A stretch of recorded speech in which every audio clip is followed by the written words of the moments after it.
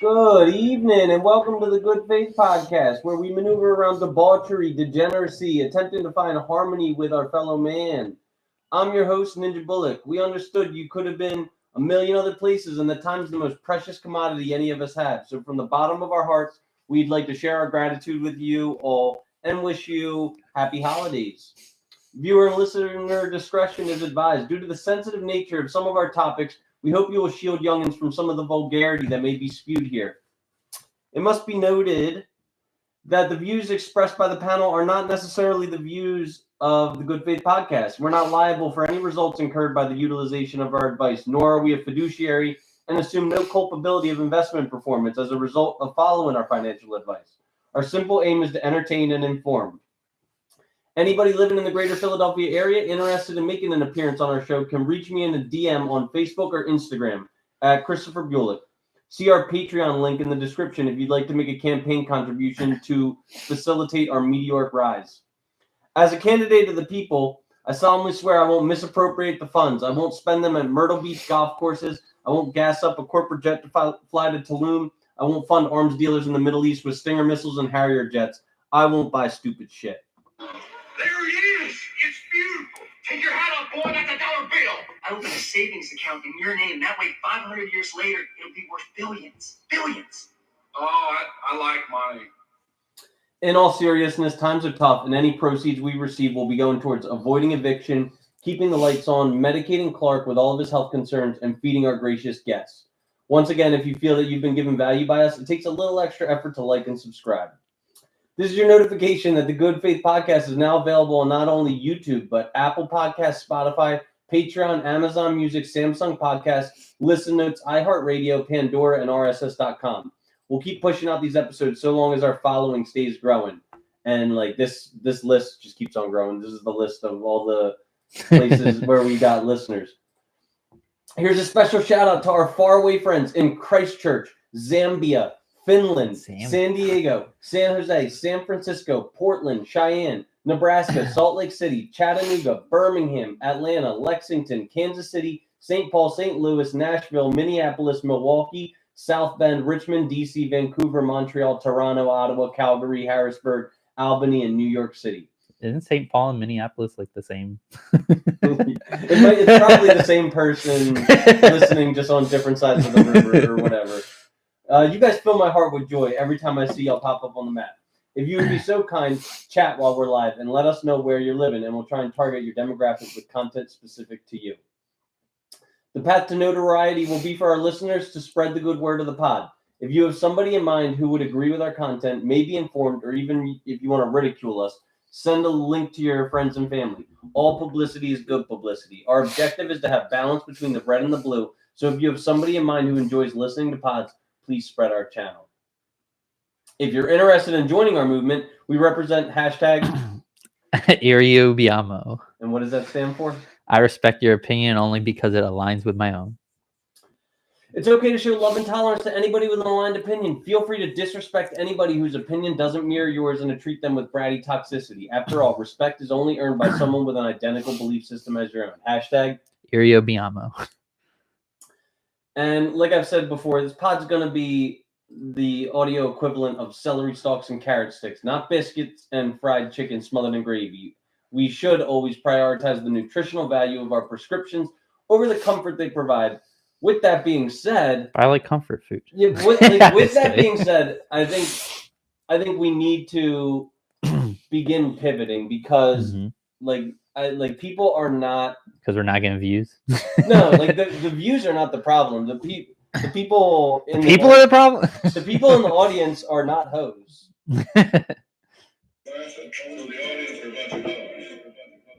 Nope. Our audience is actually like loyal and faithful Mhm. and a great audience. It's when we try and bring guests on, I feel like they're a little bit intimidated by like our subject matter. They are not really interested in like having complex discussions, and I feel maybe people are not interested in like leaving their echo chamber. What do you think about that? I mean, some people, yeah. I think some people are also just disinterested in the topics. I I mean I don't think that we're necessarily like I'm not so rigid that I'm not willing to like Mhm. step out of I wouldn't even call it a comfort zone. Like I'm not so rigid that I'm not willing to step out of like a structure. Like if somebody wants to come on here and talk about fucking like there's nothing that I'm like, no, I'm not going to talk about that. Like I'll talk about anything. Like I just think people I don't even know. All right. All right, so now let's introduce ourselves and say your name, age, occupation, highest level of education. Are we starting with me? Yes, please. I'm Dan. I'm 32.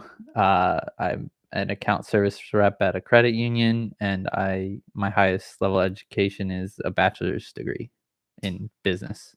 All right. And I'm Ninja or Chris. My age is 33.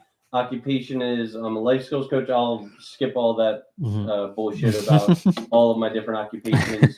I'm a life skills coach and I'm a photographer and face painter for the Philadelphia Eagles. My highest level of education is an associate's degree in liberal arts, and I'll say my relationship status is single. My longest relationship was about 3 years. I'm single in about 7 years. All right. And your orientation? Demisexual and heterosexual. All right. Your spiritual. Oh, and my orientation is straight. And your spiritual beliefs? Agnostic. All right. And my spiritual beliefs are non-denominationally Christian. So, do you think that you will be agnostic for your whole life? I mean, possibly. I'm not like closed-minded to ideas because I did watch a video recently that had an AI debate. I did you watch it? No, I didn't. I wanted to. It was pretty interesting. I don't remember all of it. It was like a week ago or so, but it was an AI debate between one AI taking the atheist side and one AI taking the, I guess, just theism in general.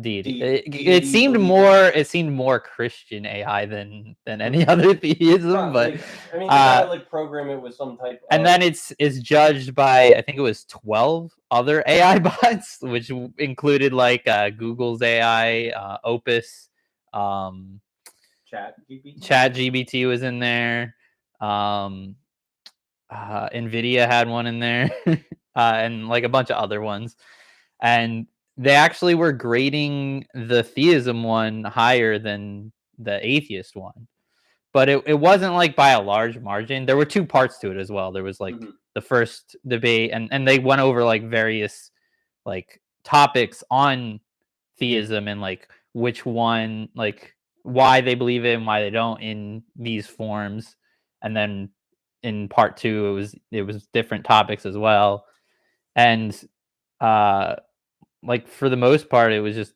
it boils down to the same thing. Like it's just kind of hard to say whether it is or isn't, but it seems like even AI is kind of leaning slightly towards theism, which I thought was interesting. That is very interesting. If you could, if you remember, like resend it to me because I think it got like lost Yeah, it's in our probably like, pretty far in our yeah. random rants. So like I obviously want this podcast to succeed. I want us to become, internationally famous and it to be extremely lucrative and stuff. And I feel like I cannot do that if I'm being closed-minded, if I'm being stubborn, if like I'm just always having the same exact topics every time. So I'm gonna try and deviate from the script a little bit as best as I can tonight. And also, I asked for advice from my sister because she's got like 2.5 thousand subscribers to her YouTube channel. Really? What does she do? Well, first of all, there's a video of her like in a bikini on a wave runner. I think that like definitely gets attention. But I asked her like, what could I do, and she was like, go on these sub for sub. Oh yeah, that's true. Pages. So like I'm just that does help like boost you up to start out at least. Yeah, and so like I'm just like talking all day long with all these like hey, give me a sub, I'll sub back. All these like Punjabis in Pakistan, and they're like they're all in Pakistan. Yes. Well, I mean, like not like yeah, they're all over. But like there's a lot in Pakistan. Yeah, a lot. Wow. Like, mostly Pakistan. That's crazy. And like just some. How did you find people in Pakistan to sub for sub? Because that's like it's like a worldwide. Facebook yeah, but I group. feel like why is Pakistan so prevalent in that? I think it's because people in Pakistan, people in the Philippines, people in Singapore. Are often very morally loose. Like that's not what I was thinking. I was thinking they're kind of in tune with like America in terms of like social media type things, along with like Japan, China, Southeast Asia countries. But yeah, these are where most of these people were from. But I think they have like an entire industry and economy that's based around shoving his face. They have an entire industry and economy based around like scamming the American way of life. Like, I mean, I feel like that's not like a lot of those countries. I feel like more that's kind of in India. Yeah. Well, like I'm sure there's plenty of Bangladesh. I guess Pakistan probably does as well, but. I don't think like Philippines and like I guess maybe Thailand, but I don't think of Philippines and like Japan or Korea or China really. China tries to scam us in trades. So Terry says, "Oh damn! I was going to send this to my friend in India." Shaking my head. Please do. Please, I said, please do. Please still do. And like I think we're a very Indian friendly podcast. We used to have our AI chatbot used to be Punjabi. Long live Punjabi. Why does that make us Indian friendly? I mean, I just spent I spent all day, and like our subscriber count has like exploded in the last 24 hours. You're just doing subs all day. Yeah. And like it's so funny the content that other people around the world are like pushing, and like I'm just like I'm complicit in their content. They're complicit in my content. Like, so what's your sister's content? Does she still do stuff? Or she doesn't still do anything. It's just kind of stayed that way since doing all the sub for sub. Yeah, she's like a vlogger. But she had like 2 videos that exploded. Oh. One was her like doing a do-it-yourself tie-dye. Like she tie-dyed her sheets. I think you told me that before. And the other was like her on a wave runner. But yeah, so how'd the tie-dye one blow up? I guess it's kind of an interesting how-to thing. Yeah, like if you ever wanted to do that. I would actually have zero interest in watching a girl on a bikini on a wave runner. but I would have like some interest if I wanted to like tie dye a certain way. Like I might like look it up on like how to tie a tie. Yeah, I've probably given hundreds of views to how to tie a tie, guys. So, is there anything specifically you want to talk about? Like that's maybe different than what we normally talk about? Well, I did bring up that video, but you haven't watched it. And I would say I'm being agnostic would probably be more on the open-minded side since it's in between. But I am still leaning more towards atheism in that aspect.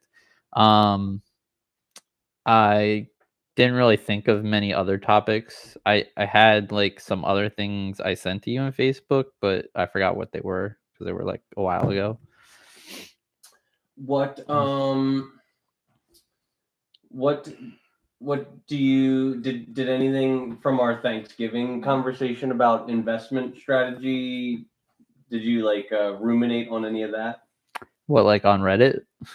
Yeah, I mean, I suppose like or Bitcoin.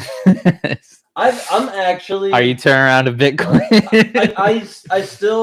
I don't want to own it because it's pretty darn expensive now. It's pretty darn expensive, and also like I'm even kind of like cooling off on Nvidia. Like I think that Nvidia has like tremendous growth potential for the future. But I truly do not like to own assets that don't produce income. So like Bitcoin is that. Wait, so what is Nvidia that? Nvidia is basically that. Nvidia, really? Like I own hundreds of shares of Nvidia worth, I don't know, $20,000 or $30,000 worth of Nvidia. I've made $2 in dividend. Well, yeah, but you still earned, well, not earned, but like you still have growth. Yeah, like from when you bought it. Yeah, like I guess it hasn't done that much since the last few months. Like there are income producing assets that also grow. Like IBM. Yeah. IBM has like a huge dividend yield. Starbucks has a good dividend yield. Coke has a good dividend yield. I'd much rather. Well, hasn't Coke been pretty stagnant? It's been pretty stagnant, but it's still like I own so much Coke. Yeah, it's right here. I own so much Coke that even like, and I got it at a pretty low price. Like even though it's been pretty crappy for the last like 6 months, I'm still like I'm still very in the green on Coke, and if you add the dividends into it, like I'm even more in the green. Yeah. So I like those kind of assets. Yeah, I mean, I feel like it's needless to say, really, that you want a stock that raises and has a good dividend. But like because that's obviously just ideal. Yeah, like and I don't think I'm quite certain that Bitcoin will never be that. Well, they don't pay a dividend, right? Well, it's just like it's a currency. It's not like a company, it's like a blockchain currency. Yeah. So, like I'm fairly certain I'll never own Bitcoin.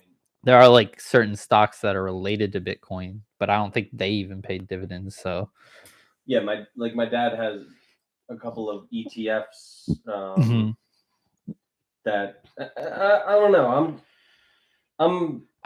I feel like there'd really just be no point to buying a $90,000 Bitcoin. I mean, you can buy partial shares of it, but like it's still, it still seems kind of pointless.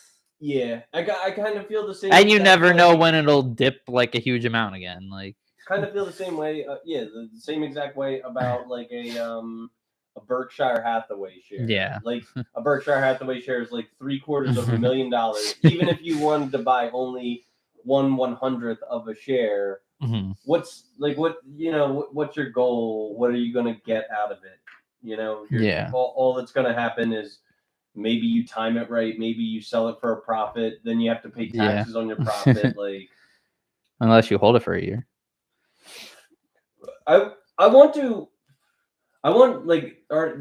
is that something that you did more research on? Well, I mean, I showed you everything about it, and I read the whole article on So it. if you hold an asset for 1 whole year, you pay 0 taxes on it if you sell it. It's if it's under if your entire capital gains from that year, which would include like dividends Yeah. and selling, doesn't reach 68,000 that like each year, you don't get taxed on it. It's 0%, 15%, 20%. So the next bracket would be 15% if you're selling like if you're making like 69,000 on dividends and selling stocks Okay. in that year. Which would be a great year. It really would, yeah. And at that point, the tax wouldn't really be that big a deal for you because you're probably making a lot of money. Yeah. I mean, I maybe I have like high hopes. I should get. We need to get that that song. High hopes for a living. I was talking to Rai today. I was like, what is wrong with me? Why do I? What is wrong with me? Why am I eternally optimistic that people are gonna be on the show? Because like every yeah, you're like pessimistic in every other aspect. So like when it comes to human beings, I'm like, oh, they're gonna come through. Like they're gonna be there. They're dependable. You're usually pessimistic on people. That's like your biggest pessimism. But when it comes to you personally, I guess you just have hope. But yeah, and like every week, I'm like, this person flaked. I knew they would. Here's like the bank rate tax on capital gains, long-term capital gains tax rates for the 2025 tax year. Individual filers won't pay any capital gains tax if their total taxable income is $48,350 or less. The rate jumps to 15% on capital gains if their income is $48,351 to $533,400.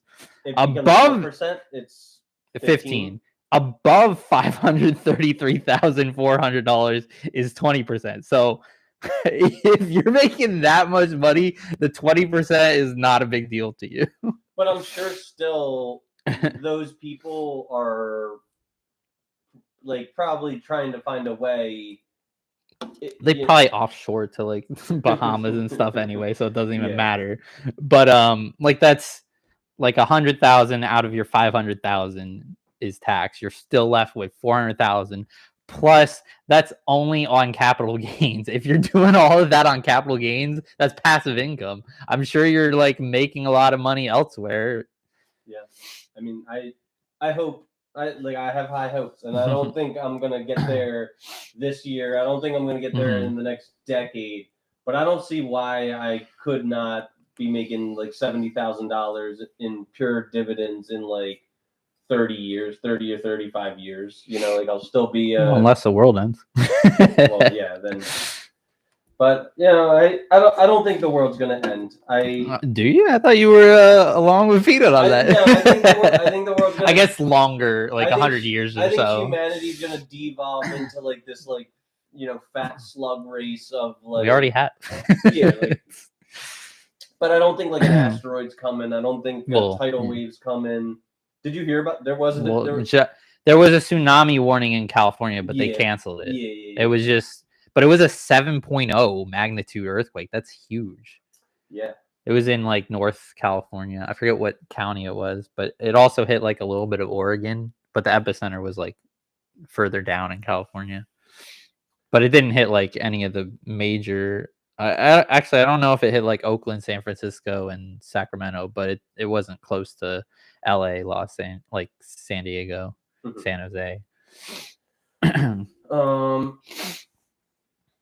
So, not to beat a dead horse, but should we talk about like high value? How about we like try and take gender out of this? I don't want to be this like I actually want to apply criticism. What is a high value person? Okay. I would say a high value person is someone who makes a good amount of money, someone who has a good personality, is enjoyable to be around. Doesn't like judge people as much. I feel like everyone judges people. It's comes with being human, but like one that doesn't like have to like air out everything and just kind of treats people with kindness. And Okay. Yeah, I agree.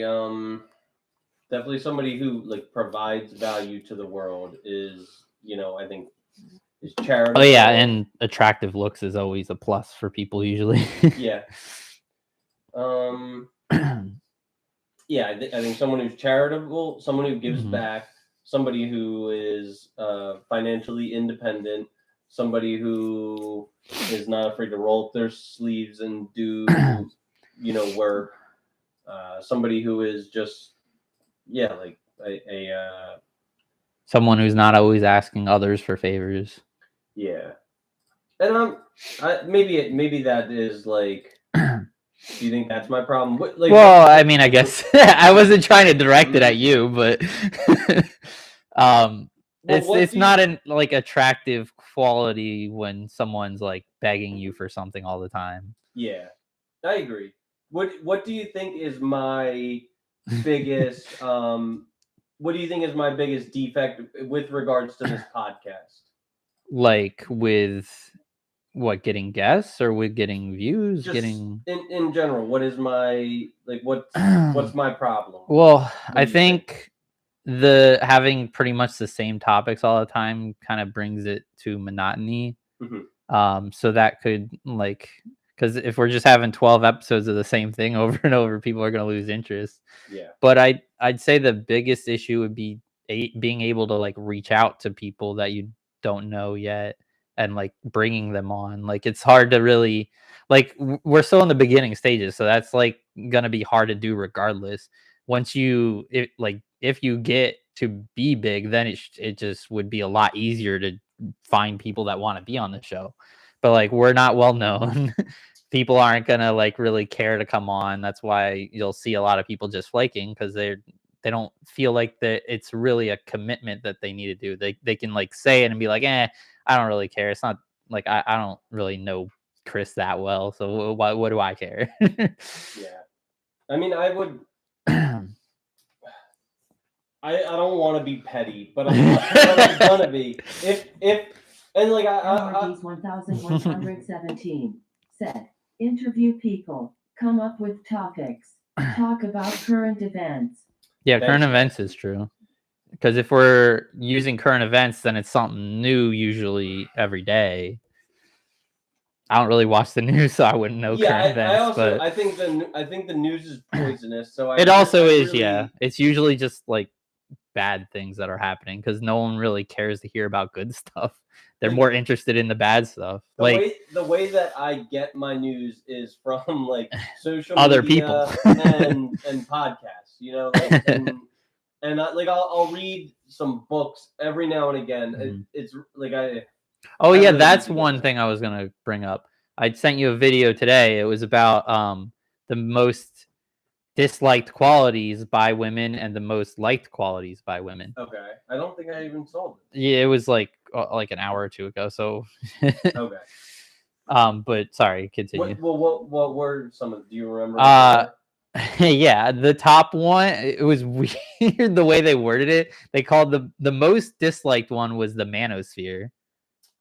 Okay. I assume you know what that is then? Yeah, it's basically red pill stuff, like It's misogyny. a very nebulous term though, and it's like when I looked it up, it specifically goes into like misogyny and like being against feminism and like just like kind of isolating women out more so, which I feel like it's fair. Like if you're a woman and people like men are like isolating you, I feel like you wouldn't find that attractive.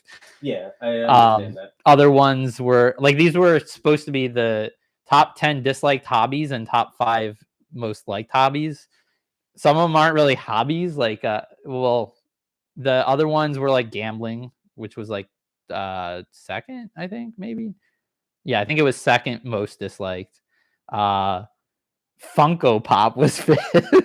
like collecting I'm Funko Pops. surprised that It's that's funny. not up. It was like the only brand topic was Funko specifically. I was like, wow, makes sense because like it kind of comes with a what's it called?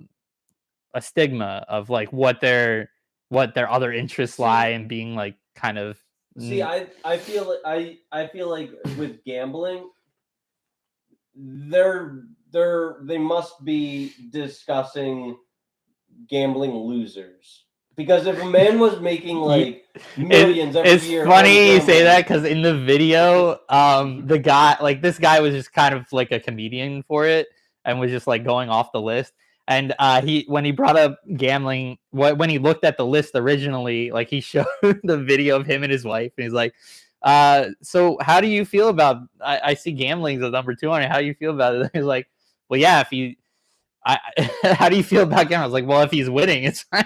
it's absolutely fine. Like, but like, if you're gambling, most of the time you're gonna be losing, especially if you're talking casino gambling and like where the house wins in every aspect. There are or the lottery. There are a few gamblers that are extremely disciplined and they have systems in place and they're consistent winners. If you're talking about things like poker or Texas Hold'em where there's actually a skill level involved in it, that's a different story. Like, it's still gambling, but there is more skill involved than anything that's luck based, like slots, roulette, like blackjack's also more skill based, but even then the house wins usually. Yeah. And they've gotten around like card counting by stacking the decks and like having some casinos actually just have machines that constantly shuffle too. So it's like you can't even count cards anymore. So like they still always win. But in every other like craps, like baccarat, like any of the things you'll find at casinos, the house is just always winning in the long run. But I want to, because I actually, for a person who has zero interest in ever like gambling seriously, I actually do follow a lot of like influencers who are gamblers, but like they're like, well, they probably only show their good parts. well, no, but like still like Nasty's not a big fan of him, but Dan Bilzerian I find fascinating. Why does that sound familiar? Who is he again? He's this like, now he's like a multimillionaire playboy who like is kind of wait, he was a poker player, right? Yeah. Okay, I know him. Yeah, his story is wild. Like, I actually want to read. What's his story? I only know he was like a pretty big poker player. So his like Texas Hold'em specifically. So his dad was like a hedge fund guy, and he like scammed a bunch of people. His dad did? Yeah, like wow. in like elementary school or high school. I think it was high school. His dad went away to prison for like, committing fraud. And then he grew up kind of rich. He was like a trust fund kid. But like obviously, I'm sure a lot of that took a toll when his dad, went. Well, I would think his trust or whatever money he had already from his dad wouldn't be touched. Is not able to be touched. Yeah, if he's already made a trust for him specifically, I don't think they can touch that. I feel like because it's technically like a loophole. It is because it's technically the kids. I'm pretty sure, and he would have like the father wouldn't really have rights to the money anymore. He would have. Well, I guess he would, but like, I don't know. I'm not sure on the law. It also could be state by state. Yeah, but... maybe, I think he's from New York, if I'm not mistaken. Okay. But yeah, so his dad went to prison when he was in high school, and then he became a Marine. And after leaving the Marines, I don't think he did his full, like time with the Marines. That would make sense since he lost his morals afterwards. Yeah. Well, like honestly, he's like, I don't know if he's necessarily morally like bad. Like he's a pretty down to earth guy, but Well, you so met him personally? What? You met him personally? How do you know he's down to earth? I watch a lot of people. Okay. He's part of the manosphere. That doesn't sound down to earth, but all right. But so then he became like a high stakes poker player, Uh-huh. and like remember Molly's game What is that again? about Molly Bloom, like the girl that was that like back room like poker host. It had Idris Elba and the like redheaded girl, and This is a movie then? yeah, we watched it. We watched it? Yeah, she's like this like backroom poker host, and she like Oh, okay, yeah. He's He was in that. Yeah, that sounds morally bad. What do you mean? But he was, but he wasn't he wasn't like what he was like the loser in it. No, like Okay. he was definitely a winner, but he was not like he's kind of he just is what he is. He's not like he's not the patron saint of Yeah, but it virtue, sounds and like he's not. He's more on the bad side than good. Sure, if that's what you want. Well, you're saying didn't they bring in people specifically to take their money because they're better? Well, he just like he was just a guy that went to the game and okay, played poker. but I'm He sure wasn't, sure he knew about the concept. Probably, and like yeah, if you like, we'll have to like flip it like on they after knew this episode. they were bringing on like people with a lot of money but were terrible at poker. Well, like all right, like and here's the thing, like he discusses it. Mm-hmm. It got to a point where like there was this one guy who was like he had like a terminal illness. He was gonna die in a few years, and like he had billions.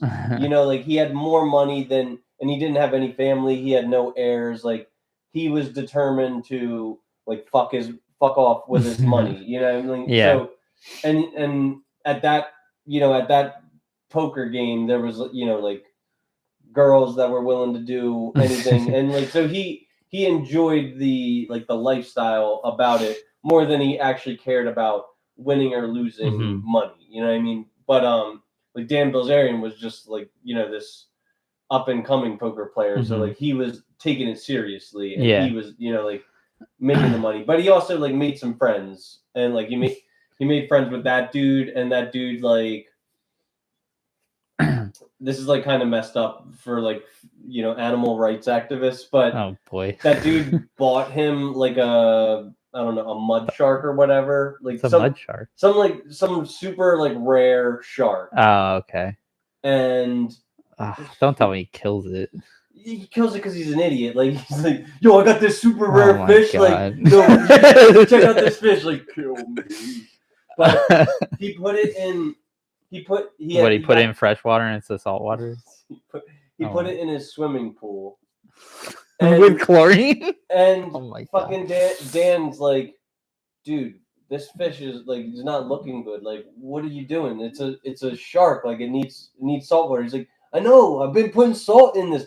He's putting Morton Epsom salt in his swimming pool. God. He's a fucking idiot. Wait, how did he get this? The terminal illness friend gave it to him? Yeah, like he like bought it from a black market fish dealer or something like that. That's terrible. So like definitely a lot of moral bankruptcy. Why you keep defending him then? You're like telling me worse things about him. It's not like he did this. Like he could have said no. He could have like put it back in the ocean or something. It was already too late, and it was like it was too late when he put it in the pool. Yeah, no, like he's like that guy who's terminally ill and an idiot. Like was like, yo, I got a surprise for you. Come on, you gotta see it. Like here it is. And he's like, dude. Like, was he like, dude, or did he just? Like, he was upset about it. You know. Like, I want to show you a podcast of him. Oh God. But. So anyway, like doing his poker thing, and made a lot of money, and now he's just extremely wealthy. He's got like a network of like women that are begging to sleep with him, and now he's like he'll literally like invite military like amputees who like have never like had any success with women, and he'll like invite them onto his like mega yacht, and he'll be like, all right, like this 10. The only way that you're gonna have sex with me is if you have sex with Dave the amputee first. That just sounds weird, but all right. It's like his Make-A-Wish Foundation. That's even more morally wrong. Like, why are you telling me more bad stuff about him? Whatever. Yeah, you either live long enough to become the villain or you die a hero, and he's living long enough to be It sounds like he was never a hero. What do you mean? Maybe not, but I like him. I think he's entertaining. Fuck it. All right. So we got some ground rules that we're going to discuss. I'm going to try and get through. Oh, now we are. Number one ground rule is respect. The Good Faith Podcast endeavors to harbor a culture of respect. Although some topics may be contentious in nature, it is of paramount importance that a general good faith exists between us. It's perfectly acceptable to attack another's opinion or mentality, but ad hominem attacks are strictly prohibited. Number two is honesty. Upon your arrival on the show, it's expected of you not to be deliberately obstinate. Due to the complex discussions that we embark on, a certain level of creativity and imagination is necessary. The above withstanding, you may be asked to step outside of your worldview and think of things from a hypothetical perception. And if asked to, a stubborn, I don't know, or deeply entrenched failure to conceive alternative ideas is harmful to the good spirit of healthy conversation. Number three is trust. We trust that our guests on the panel will refrain from any hate speech, ill will towards celebrities, particular demographics, and any other general avoidance of anything that can be considered a violation of the terms of services of the platforms and publishers we choose to post on. Nudity is strictly prohibited, and in an effort to preserve our reputation, we request that guests of the show avoid intolerant language. The only wops that we want to hear are wet-ass pussy. Okay, so you're appropriately whopping, which means your pH levels are perfectly balanced. Eat it up and catch a shark. All jokes aside, we don't use the F word, the N word, and the R word. Elgato may chime in with popular culture sound bites and may even go as far as dropping an N-bomb, but if you'll note they, them are black, it's their word. Rule number four is consideration. Nobody wants to listen to some diatribe by one person, so please consider the air of the room. We ask all members to contribute equally in their communications and to have a somewhat internal clock when speaking. I highly doubt we're going to be needing to use this, but I just like this sound bite. It might sound like this if you're ushered to a swift conclusion. You're making a mess. You either do it right or you don't do it. But I want to do it. You're done. You are done. The fifth rule is to have fun. We aim at the Good Faith Podcast to build a culture of fun and debate in an attempt to reach across the aisle, perhaps educate and learn things from the many walks of life. Remember, only boring people get bored. We have a P.O. box for our complaints and grievances department. It's 123 up your ass. Go fuck yourself. Seriously, we do endeavor to create a safe space for constructive feedback. We will consider all complaints and grievances. Finally, a philosophy of curiosity is welcomed. Instead of criticizing a viewpoint... Kelly Boyd said, hi. Hi. Hi.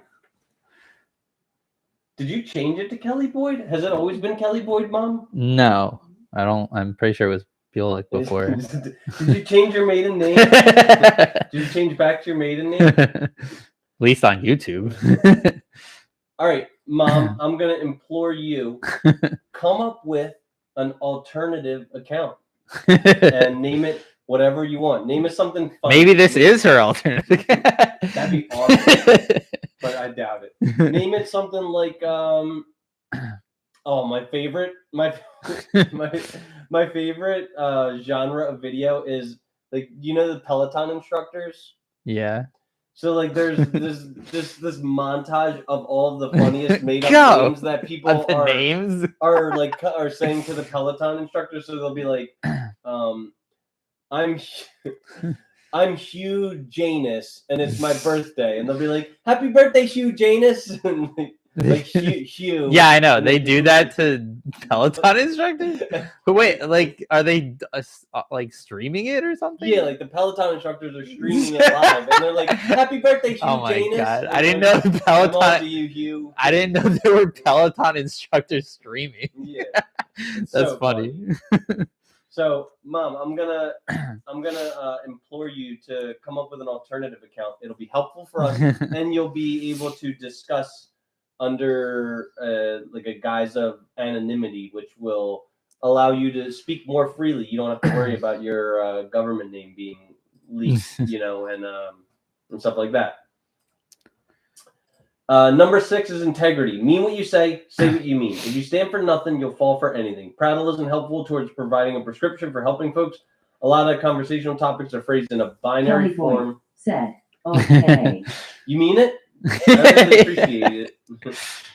While the nature of most opinions falls somewhere in the middle of two extremes, we ask you to please try and identify which pole you lean towards. The purpose of this is because I really do aim to graph this data. Yeah. And you can't graph, I don't know, it's a little bit of both. So the question is, which is better with peanut butter, jelly, or chocolate? I don't know, they're both so good, isn't adequate. Do you want to go back to the topic of most disliked and likes? Yeah. We kind of went on a tangent on gambling. Yeah. The other dislikes were like smoke, like marijuana, cigars. Really? Yeah, I mean that's kind of surprising to me. I guess there are a lot of like 420 friendly people, but I mean they say that like marijuana is like the biggest killer of ambition, and I think that a lot of women hate a man that lacks ambition. So I think that's probably why. But that was only like 6th, and like cigars was like 9th. Actually, alcohol wasn't even on there, surprisingly. But I guess that's not really a hobby, but smoking, like marijuana, seems to be a hobby because there are a lot of people that are just all about it. I don't really remember a lot of the other dislikes after that, but do you want to guess what the most liked one is? Well, is it reading books? Yeah. I saw like the same. Oh yeah, porn was also one of the most disliked. That makes sense. Yeah. What were some of the other likes besides reading books? Likes were, dang, I forgot. There were some good ones too, but actually I could probably just pull up the video and like keep it on mute. All right, if you're able to have this is a question I'm going to ask. I would love to have like a diverse panel of multiple men and multiple women, but I want you to tell me what you would personally rather and what you anticipate women would personally rather. So pick Hold on, I think I got it pulled up if you want me to go over it. Go for it, and then I'll share this after.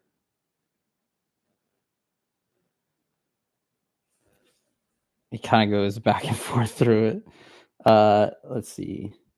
So there's 10 was makeup, like most disliked by men, like for men wearing makeup, which kind of makes sense because it's just kind of surprising that's only 10, honestly.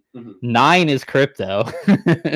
That makes sense. Which is like, it's fine if it's like part of your job type of thing, but if you're just like a crypto bro who's like all about crypto but doesn't even really know what it's about, or like actually like you have another job that's separate from it. I saw something relating to this when like an hour ago, and it was like the ultimate comeback story or whatever, and it was like from 2000 and I think it was like 2007 or something like that. This woman was like texting her boyfriend. She's like, "Jake, we're done. All of my other guy friends are investing in real estate and stuff like this, and you're just crypto. But you're just buying your stupid Bitcoin. We're done." And then in like 2018, she like texted him out of the blue and she's like, "Hey, how's it?" I heard crypto's doing well. How's that for you? You still in that? Well, was he actually still in it? Because maybe he like stopped after that. Well, I mean, hopefully, I'm hoping. I don't buy any crypto, but I hope that the people who do make a lot of money doing it. Because I mean, there's money to be made. Yeah. So get the bag. So number 8 was cigars. Number 7 was clubbing, which is fair. Yeah. 5 was marijuana. 6 was marijuana. 5 was Funko Pop. 4 was arguing online. Like, I mean, I guess people do have a hobby of doing that, but like, it's not something I would really think of. But yeah, that's very fair. And then 3 was porn. 2 was gambling. 1 was manosphere. And then likes. Hold on. Number 2 is learning foreign languages, which I think is fair. Like, it's like being able to communicate with other people around the world is is pretty interesting and Yeah. attractive. Yeah. Number 3 was playing an instrument, which I assume they mean playing an instrument well, because Not being like a Jimmy McGill with the like trombone, like. And yeah, there's also the different kind of instruments, like a trumpet and a tuba player. Like I don't know if girls are as attracted to those. Not I'm sure Og's attracted to. well, yeah, but most people I feel like aren't as attracted to instruments. Like guitar is like a. Yeah, guitar is probably like the first. The trombone, unless you want to pull the Stewie gig, like. I thought that was Peter's, or Stewie did that for a fat guy, right? Yeah, and then when he passes out, he steals the money out of his pocket. Number 4, I thought this should be like 2 or 1. You want to guess what that one is? For most liked? Yeah.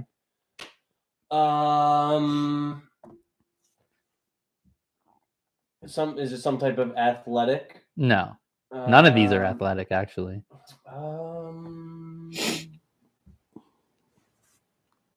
Unless you consider playing an instrument athletic. What is it? I want to guess. Cooking. I would think that would be 1 or 2, like feeding your family, and it's kind of just an attractive quality for both genders. Like someone knows how to cook and like do it well and feed you, like who's not going to be attracted to that? Yeah. Best way to anyone's heart is through their arteries. And then 5th, you'll never guess, because I don't even know why this was an option on there, but it's woodworking. Which I guess I get it. Yeah, I get it. It's interesting, and you can build stuff with it. But I guess when I hear woodworking, I think of like carving wood and making like smaller objects, not like making a building. But I guess that's probably what they mean more so. Like, have you seen Meet the Parents? Yeah. Like when like Greg's Greg's girlfriend's ex-boyfriend is like a woodworker, and it jeopardizes his status because fucking I guess that one would be athletic too, kind of being able to it just shows like confidence. I think women want a man who's like competent with their hands and is not like fumbling around. Well, like it seems like more so competent with intellect, because reading books is first, but being competent in both ways is definitely attractive. Yeah, like having a competence to garner resources is cooking, building, and then just learning in general. Like foreign languages is also learning an instrument is learning. So all of them are basically intellectual learning, like products, or however you want to phrase it.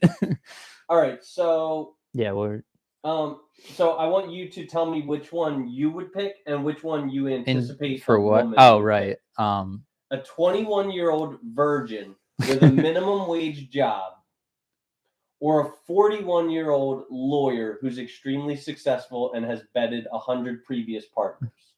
Wait, so 21-year-old virgin with what? A minimum wage job. Minimum wage job. Or a 41-year-old lawyer who's extremely successful and has bedded 100 previous partners. Are they single now though, or? Yes. I mean, I kind of would. I like it. If we're just taking out like personality and looks too, I feel like I'd kind of just go with the lawyer. Okay. And what do you think? What do you anticipate most? I would say most women would probably take the lawyer. Take the lawyer. Okay. And now, speaking of the manosphere, because it is, very. Are there any manosphere influencers and content creators that you enjoy? Not. And you can really. like just, if you don't know their name, you can like tell give me that one guy. I'll probably be able to tell you who. I mean, you could list off some, and I could tell. I'm pretty sure I don't like any of them. Not but a single, like there's just Pearly Things. I hate her. There's Kevin Samuels. No. There's Brixton. No. Rollo Tomasi. Which one was that again? He's the guy that was. We were listening to him on the way to Drew's. What was he talking about again? He's like I feel like he wasn't bad, but I don't remember what he talked about. Like he just talks about a lot of like alpha versus beta stuff. And what the grades betas? Not even necessarily. Like Okay. he just kind of like lays out all of the like dating and sexual psychology Okay. of men and women. Well, I feel like that wouldn't be bad, really. But Yeah, like he's I don't remember. he's a fairly middle of the road content creator, and he's the guy. He's like the guy that I first read to pick up an interest in the space. Like I don't know, 10 years ago, I got broke. I broke up with my girlfriend, and Rye was given the book by Devin, and Rye gave it to me, and like passing it along. Yeah, like so like he was my introduction. What are you gonna pass it to me next? If you're interested, you're not much of a reader. Nah, I only read manga. I actually don't even read manga that much. But I think it's I'm more into like videos if there's like videos that describe stuff and more. that's like most of these content creators realize that's like most people. Like, yeah, I'm the same way. I'd rather listen to a 4-hour podcast. I wouldn't want to listen to a 4-hour podcast, 1 hour, but 2 hour, 3 hour. Like I'd rather that than read a book. Yeah. Or even have a well, book I'm also read just to me. like really slow at reading, so it would take me like days and weeks to finish it, rather than a 4-hour podcast. I If it listened is, to the audio. Listening. I read it. I feel like that would be probably better, but I feel like I would also just like daydream and like not really listen to it as much. Who else is there? There's Andrew Wilson, who I'm pretty sure you hate. There's Charlie Kirk. He was also on Jubilee, remember? Yeah, I even believe that. I feel like I had seen him before, but I haven't watched any of his content before. I guess I probably he's probably. I feel like he's not as bad as some of the other ones, but I still don't really like him. Do you think Ben Shapiro would he like not qualify for Red Pill? Why not? I mean, he's like, I don't. I think I would probably call him like a beta. Not like, and not that there's anything wrong with. So you can't be a beta and a red pill. No, I feel like he's not really like he has a wife and like 4 kids, and also like kind of most red pillars. He still like talks about the same topics as red pillars and like on their side for it. So I don't think he's really a beta in terms of that. I think he's like all right, sure. Like I think he's pretty. He's very talkative. He's pretty well aligned with the red pill, but I just don't. I think he calls himself a libertarian, even though he's not. Like he'd be like a communist. Like a communist who claims they're like a venture capitalist. Like it just. I wouldn't think he'd be communist though. No, but I'm just using an analogy. A communist cannot be a venture capitalist. Yeah, communism and capitalism are basically opposite. Yeah, and so his general philosophy upon life would generally conflict with red pill. What? How so though? How does he conflict with it? I don't think he really is a beta in what he talks about or does. He's just like too traditional. Like he looks like a beta, if that's what you mean. But like if you look like a duck, you quack like a duck, you're a duck. Don't judge a book by its cover. I mean, why do books have covers? So that certain. Ryan McMillan said Chris doesn't like Ben Shapiro because of the Cardi B thing. I love this. If you have a extremely wet vagina, I mean, you might have bacterial vaginosis or a yeast infection. You should probably go to a doctor. Probably go to some kind of gynecologist because there might be a real problem. I just don't understand what he was thinking when he was saying that. A true red pillar would never. But all the other stuff he talks about is red pillar stuff. Yeah, I know. Maybe he could even be like wearing a wearing the disguise of a red pillar, but like at his core, Sure. he's not red pill. Who else could there be? There's I know you're not a big fan of what's his name. He's the can't change my mind guy. Oh my god, I was thinking about him when you brought up Ben Shapiro. Why can't I think of his name now? Ryan The one Nicholas whose wife said, left him because Chris, you don't need to be an alpha to be a red pillar. Okay, but I mean, well, like, do you believe that it is Steven Crowder. Steven Crowder? Do you believe that Or it is? what about Tucker Carlson? No, I hate him definitely too. not a red Yeah. pillar. What do you consider him then? I guess just a mainstream conservative. Yeah, like all right. These people I think fall into the camp of tradcons, like traditional conservatives. I think like Candace Owens. Do you think? I think she would She's probably fall ridiculous into that. now. And like and tradcons and red Yeah. pillars, they have a Don't lot they of align? overlap. Yeah, Yeah. because a lot of them are track on. People he doesn't like aren't red pillars, LOL. Basically. I'm coming around to Candace Owens. I've come around to fucking Ben Shapiro, dude. I like Ben Shapiro. You like AOC? Is she a red pillar? I love AOC. There's Myron Gaines. I don't think you Don't know ever who that watched. is. There's that guy we were watching the other night. I don't really like either of them. No. Who else is there? I'm trying to think of some women red pillars. I probably hate them even more. Like who's that blonde who like hates Bill Maher? I think she was on it a few times. But you're not talking. But she's about probably Pearl? no. Pearl's a redhead. A redhead. Okay, yeah. But she's more of a mainstream conservative person. The one I'm thinking of. I can't think of her name. Right. What's the name of that baddie? Blonde baddie. She's not a baddie. She's kind of on the older side. All right, then you're not talking about Jedediah, are you? Ooh. I don't even know what that is. She's another one of the like female red pillars. But or you could say like Tommy Lauren or Laren. No, she's another track. Yeah. She's honestly, she's not even traditional. If you watch her like content since she got, I don't even know what she does anymore. She was the Blaze, and then I never heard from her since. I'm so glad. Got, like, oh yeah, Ann Coulter. That was who I was thinking of. Coulter. She's the older one. Yeah, she's been like conservative for life.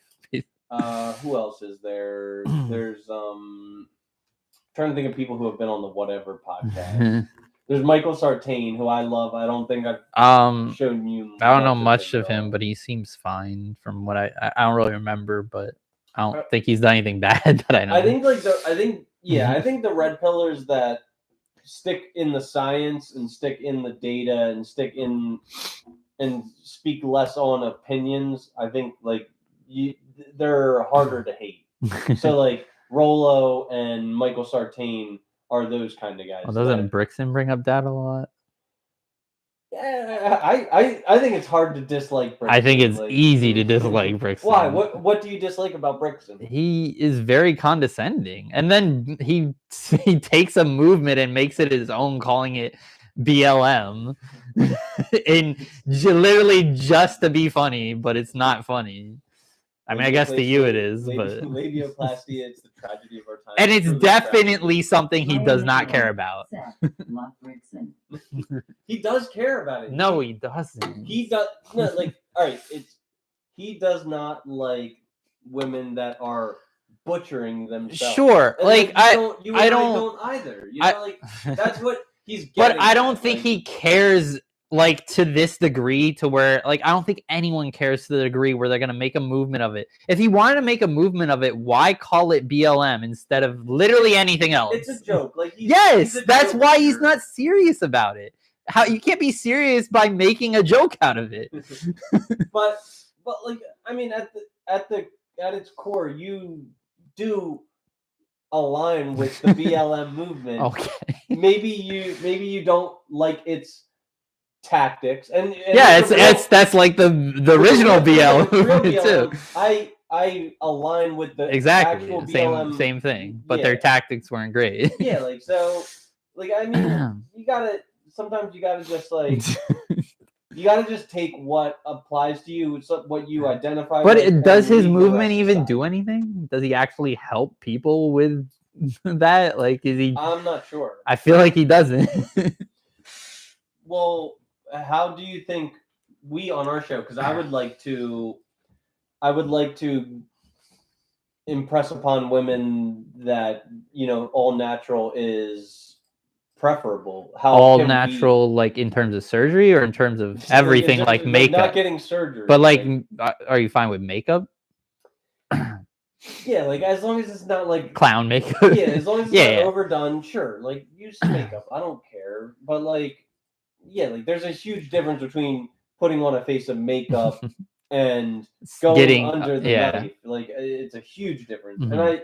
And most of it I don't even think is attractive. I don't think the huge duck lips are attractive. I don't think the big unnatural BBL is attractive. I'm the kind of person who I value like the hard work that it takes to get a result. Like I could Mhm. probably find some Punjabi in Pakistan and give him $300 for him to get me 5,000 subscribers, or I could like go and do it myself. Like Wait, so you're not gonna do sub for Kelly sub? Buick said, yeah. Yeah. wait, she changed it back to Kelly Buick. Wait, is this an alternate account? Because or she's just changing it back and forth. no.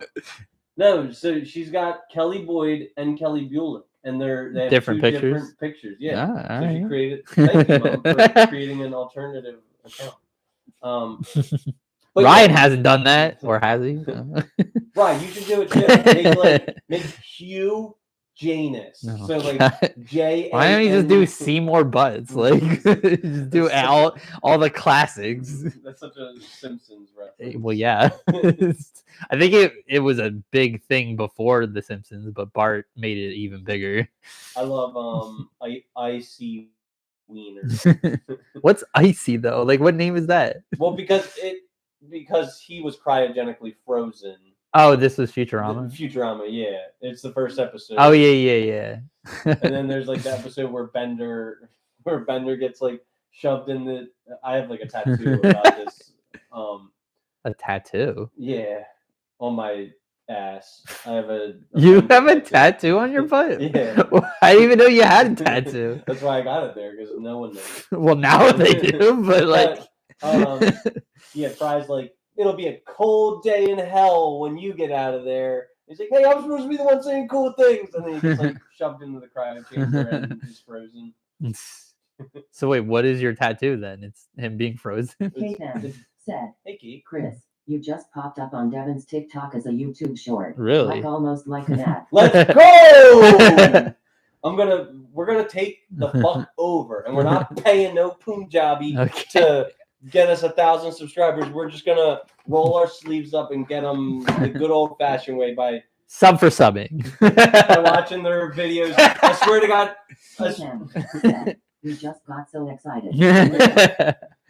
I swear to God, the one of them was like, "Buddy, watch my video." I'm like, "All right, fuck it. Like, yeah, you subscribe to me, I subscribe to yours." It's a pig breastfeeding from the udder of a goat. What? That's a thing? Oh my God. The Middle East are fucking wild. They're probably doing wild things to give views. Buddy, if you need to know how to get a pig to breastfeed from goat, here's how you do it. This is DIY breastfeeding from goat. It just sounds unreal. But yeah, like, I would praise a woman who, if she wanted a fat ass, she ate, chicken and rice, went to the gym, did, 1,000 squats a week and shit like that, instead of like getting her belly fat sucked out of her belly. I feel like planted in her pretty butt. much everyone would respect it more if you work for it than just getting surgery for it. But I feel like regardless, people still would find it attractive. BBLs? Like they'll find it attractive either way, whichever way you get it. But But what about when you're like when you go to? I feel think it? they would Like, respect. when you go to feel it. I mean, I don't know what it feels like, I but imagine it probably feels fake. I could be wrong. Sure, maybe, I don't know. But I mean, there's also the respect aspect. Is people are gonna respect you more for working for it than just going under a knife. So that's like a benefit of actually working for it. Plus, you feel better when you work for something and accomplish something than if you Yeah. just like that's just like science, basically. Yeah, so I mean, I'm fully in favor of the BLM Like- movement. Like for example, achievements on like video games. I know I know Monica's huge on achievements on like PlayStation and stuff and Steam. Like she prefers that over like Switch because of achievements. Yeah, I'm a huge achievement hunter. I'll always hold against sheer. K-Man said, no BBL. No one is natural anymore. And every chick has the same body these days. A man doesn't want that fakeness. Am I right? You like movement, LOL. I like a little jiggle, bro. Like when I slap that thing, I want to see a little jiggle, and yeah, like. I mean, I think fake ones can jiggle too. I could be wrong, but like, I could be wrong too. But yeah, I don't know. I don't know. I don't know, but I'm pretty sure I've never been with a girl who had a BBL, and I'm not sure if I've ever been with. We don't live in Miami or LA or anything, Thank so the Lord, like I have no interest in going. Said, but not as good as natural, LOL. But no. I mean, there's also some naturals that don't move at all. I guess those are just the flatter ones, though. Okay, so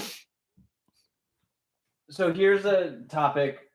We teach our boys how to treat women. Do we teach our girls how to treat men? And I want you to answer that right now. And then K-Man said, Chernie Mayo, yes. What do you think about that? I think we do. You think we do? Yeah. What do you think is taught to our young girls about how to treat men? They're teaching them how to like get a man, usually by being a housewife, being like cooking. There's kind of been more of a movement into like saying people can just do whatever they want, but there is still a level of people, especially like being traditional, wanting like more housewives and wanting them to just kind of serve the man and like be obedient and not like if you're like too aggressive as a woman, it's considered like unattractive, and it can then turn men to be aggressive back, which can lead to worse problems.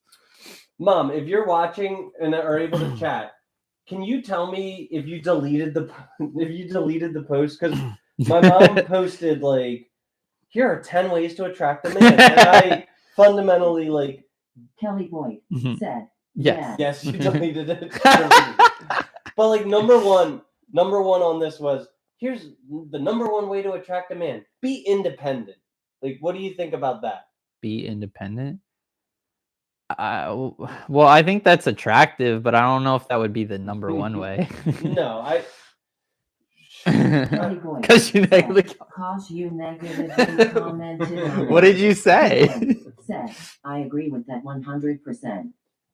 Kate, you agree that being independent is an extremely attractive thing for a woman to do to attract a man? Or are you agreeing with me that it's attractive but not number one? Well, yeah, like I don't know which part she's agreeing with. I mean, I don't want a woman who's a liability who I'm gonna have to like carry through life. I don't think anyone wants that. I also don't want like a woman who's like a big wig boss babe who's, you know, like. Oh yeah, you want something in the middle, right? Slightly, but more on the dependent side. Like, well, then why you have their like minimum income is 20,000? That's what I'm saying. That's like, not independent. That's what I'm saying. Like, I don't think independence is. Well, I mean, yeah, but you don't want someone you have to carry. If they're making 20,000 a year, you're gonna have to carry them. Maybe slightly, but And here, like, Caveman said, yes, I do. I agree that it is attractive. An independent woman can be in any form, not just financially, even though that's a big part of it. okay. Well, what else in independency would we consider? Like living on their emotional own. independence, Yeah. which I don't think would be very attractive. A woman who like doesn't. What's emotional independence? Like she does not rely on her man to bring her up. Doesn't rely on her man. Or like to, relying on anyone to bring them up, I guess. Yeah, like. I feel like that would be like bottling up, which isn't a good thing in general. Yeah. Caveman said, I was just going to say emotional. Yeah, emotional independence, mental independence. I suppose if Kelly she. Boyd said, not depending on a guy to do everything. I mean, that's decisions, putting gas in car, Mhm. etc. I agree with that. See, like, I mean, there are certain parts of traditional chivalry that I, as a man, like have zero problem with exhibiting, like opening a door. Do I know that a woman is strong enough to open a door for herself? Of course, but like that's something that it's like it's a little sign of, like good faith if you're like courting a woman or like pumping her own gas. Like, is pumping another person's gas the Caveman said, someone who doesn't make their whole world about the man, like not be obsessive, if that makes sense. Well, I feel like yeah. Like pumping gas for women was probably better back in like the 70s when we were using like leaded gas. So it was actually an actually better chivalrous thing because you're sacrificing your brain for them. Sure. But especially on the East Coast, like it could be 0 degrees out, and like she doesn't want to like freeze her tits off, pumping gas into the car. Then the man can just do that. And to Kate's point, I kind of like someone to be obsessed with me. not like to an extreme, obviously, but I don't think. See, and like, sorry for me critiquing women, but I don't think many women have a fundamental understanding of what is attractive, because I'm the same as you. Well, I think I would like a girl to simp for me, like to be obsessive. Maybe not to a problematic point where she's like, there's always a middle ground, obviously. Yeah, but like I would much rather her. Because when like a girl is obsessive with you, it makes you feel better. You feel like you're actually important to them and important in general. And women, and in the year 2024, I think that most men are in that position of being the pursuer. Like most men are initiating conversations. Most men are texting women saying like, is that just a like recent thing? I feel like that's kind of been history, is men pursue women. Yeah. But like Kelly Boyd said, you can be chivalrous to an independent. Kelly Boyd said, women.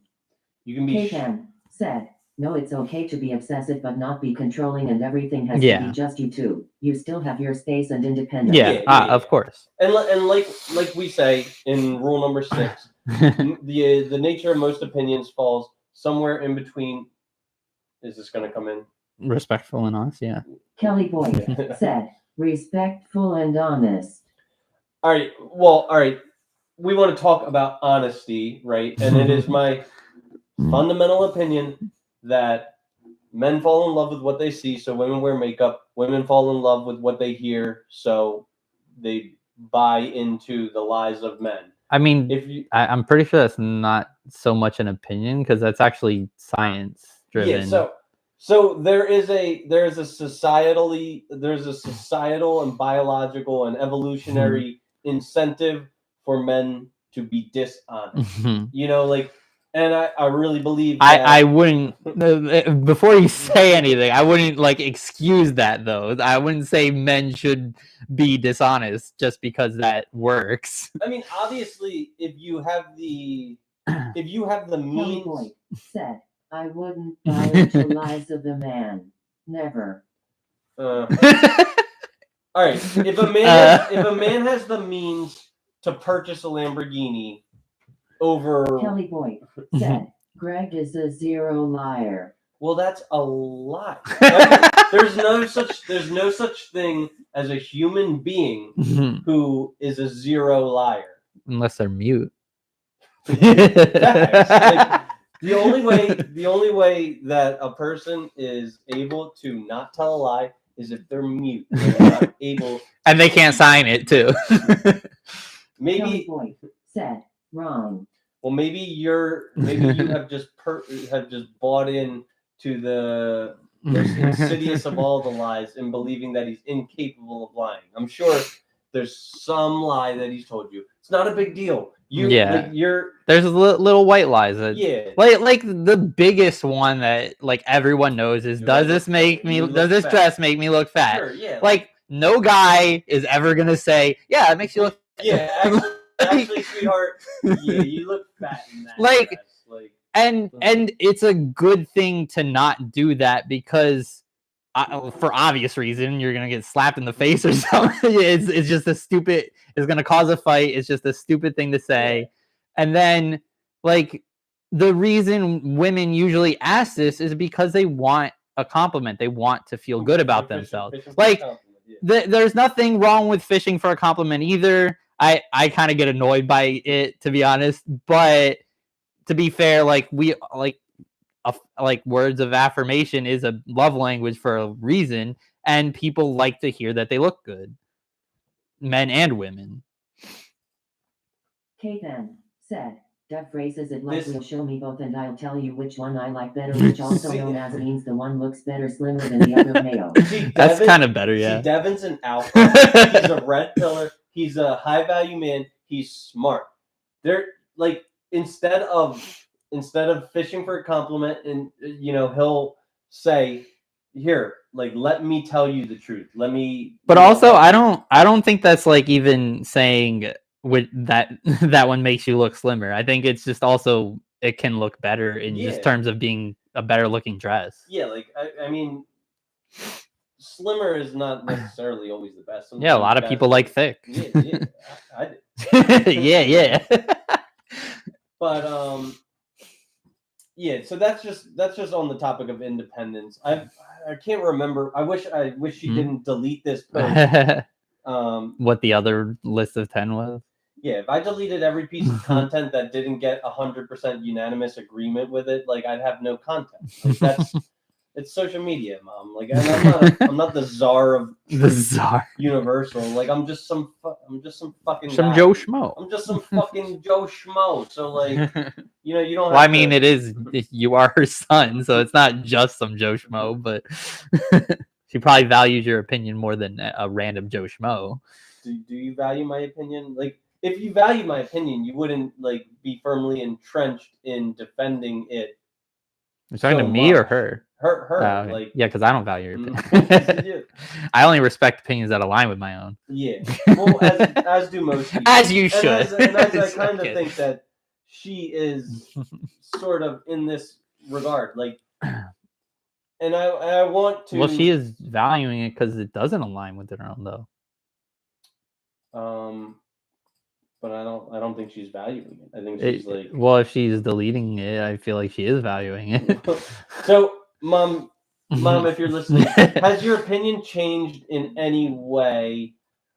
And my overarching opinion is that there is not a large incentive on modern mothers to teach their modern daughters how to be ladies in specific regards to how to treat a man.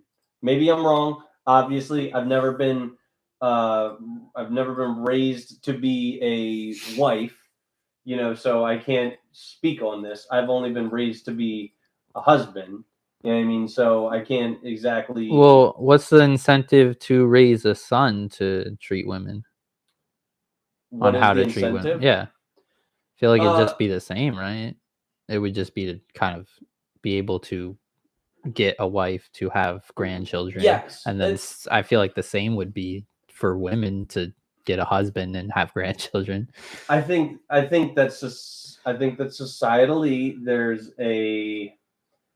there's a degree of challenge for men to secure a wife, whereas Yeah. societally women are kind of thrown suitors from every corner of the earth. I mean, so there's not until you hit the age cliff that you like to talk about. So I think it would behoove, which is also what would be more incentive is to because they tell women to you gotta have kids now when a lot of women don't even want kids in general, so that's definitely a thing they teach women to do. Yeah, either that or buy a dog and die alone, man. No. Or you could adopt a kid. Buy a dog and die alone.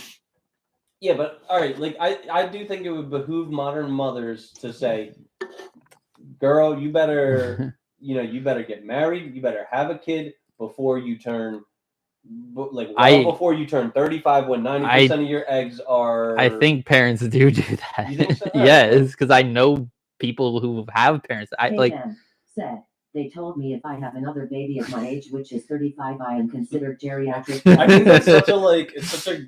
I didn't know geriatric was such a bad term. I mean, I guess because it means old, but I think it's such a gross I never really term, thought of it as bad. I didn't come up with that term, man. The OBGYN. I thought it was just like medical. I mean, yeah. But like I actually have friends that have specifically their mom who would tell them they have to have a kid now. I wouldn't say geriatric. What would you say though? What's a polite way to say geriatric pregnancy? Well, you're old, man. You're old. Payman said, I was so taken back. Man, you're old. You're old. All right. Kelly Boyd said, my sister had her first baby at 40. Why? Kelly Boyd said, high risk.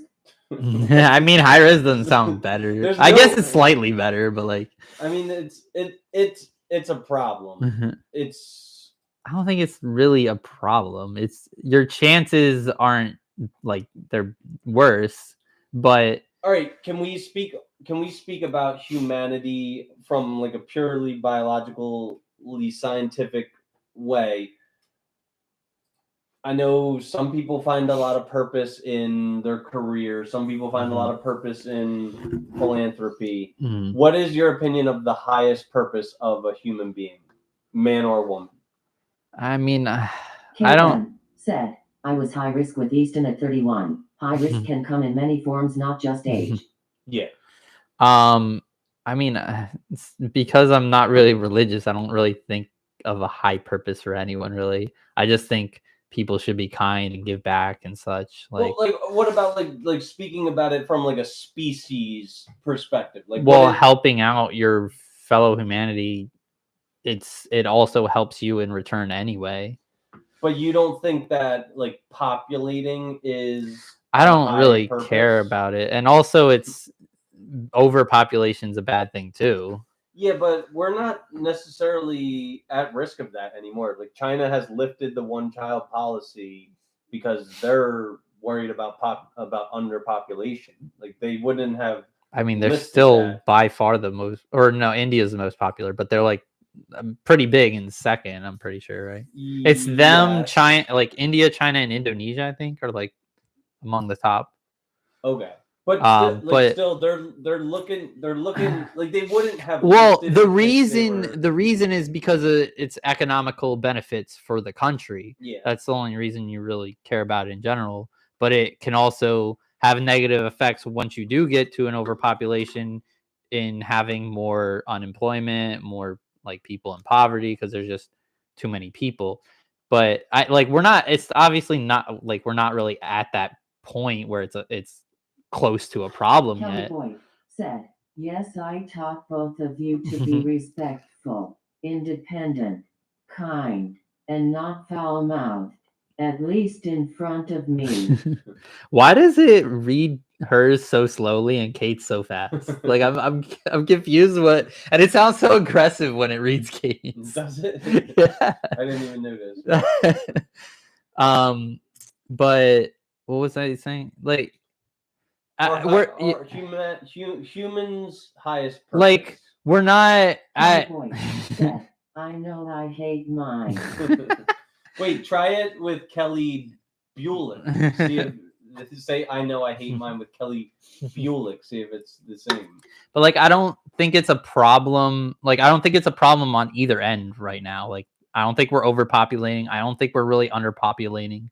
We're at a fine place, and like, if it gets worse, then sure, we should try and correct it. But like, to me, I don't really have interest in kids, like having a kid. So to me, it's not really something I think of as a greater purpose. Like, once I'm dead, does it really matter? Yeah, well, all right. So let's say you don't. Let's say you don't ever have a child of your Kelly own. Bulick said, it's the same. Let's say you. I feel like that was a little faster, but it's still it's like, it's not as fast as Kate's is. Let's say you don't ever have. Let's say you and your brother never perform what I believe is the highest purpose of a human being. Neither of you have children. What about my half brother? Wait, him too. You have a brother and a half brother? Yeah, I've told you this before. Which one's Nick? Nick is the brother. My half brother is in California. And none of them have children? No. Well, I don't know what Kelly Kenneth's Bulick doing. said, and very delayed. Yeah, sorry, but that seemed faster. Yeah. But none of your family is married with children. I mean, my extended family is, a lot of them. Okay. Like my cousins and aunts, uncles. Who's the youngest member of your family? Like, not ones that are kids, or like. No, like, who's the youngest member of your bloodline? Do you know, like, ballpark? Are you talking about like immediate family or all of it? I feel like someone had a kid recently. Okay, so there are like a few kids that are like a lot younger. So let's say that you and your brothers never have children. Are you okay with, let's say you die at 90 and you have $10 million? Are you okay with bestowing it all to your cousin's child? Sure. I would probably leave some for other charities and stuff. I figured that, yeah. But yeah, I mean, I would give probably a good amount to each of my like younger cousins and such. Okay.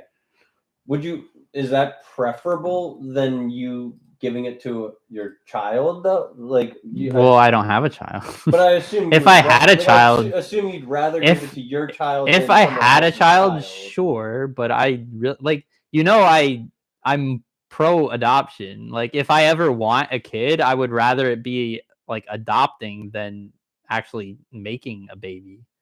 Because one, I could just bypass the whole baby stuff, which is probably like one of the worst parts.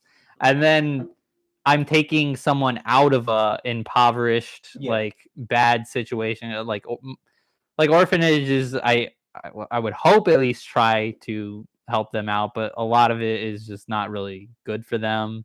And I would be taking them out of it and bringing them into a better place instead of just having another baby, which maybe I can't really afford.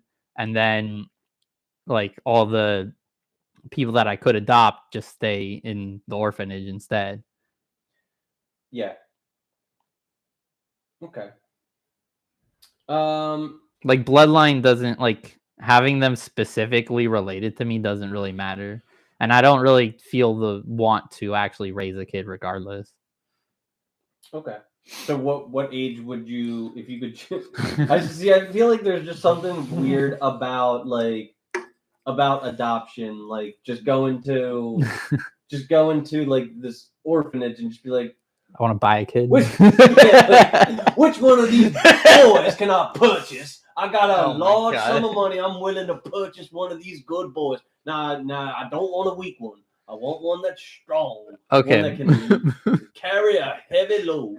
And I want them to have good teeth. Let me take a look at their teeth. I don't want one with missing teeth. Okay, well, there's clearly a difference between that and adopting, because they don't talk like that, and they're not specifically caring about all that stuff. But, all right, but like No, you should care. Like, do you want to adopt a unhealthy child, or do you want to adopt a Well, healthy to child? the same point I'm making, I want to bring them out of a worse situation, make them better. So having a worse one would kind of be more beneficial. So you would choose that? I don't know what I would really choose. Because I don't really put too much thought into it because I don't really plan on doing it, at least not anytime soon. Ryan But- Nicolin said, adopted kids sometimes come from abusive Yeah. situations and a lot of mental health developmental Mhm. challenges. Yo, AI, fucking Gladys, it's developmental, you dumb bitch. Developmental. I don't know why they Your first time don't know reading, words. you stupid bitch. Apparently. I was also thinking about this, like, not that either of us do it, but we have both donated blood plasma, and Mhm. like donating semen would be like a I've lucrative- considered it too. But do you think, let's say like two lesbians go into the Shady Grove fertility and they're like, let's pick out which semen we want to inseminate ourselves with. Do you think that they like discriminate against short guys? Probably. I could totally see I it, mean, like, they probably are because they give descriptions, so they Yeah. probably look for the best genes in general. Yeah, I'll bet you in the sperm bank there's this. Have you ever seen that Vince Vaughn movie where he's Probably Starbuck? not. And he, like, Starbuck. his semen gets chosen to impregnate like 800 different women. Oh wait, I think I have seen that. Like Vince Vaughn, tall guy, he's a handsome man. Like I'll bet you there's just some Chads cum that's just impregnating all these women. All these women are choosing him.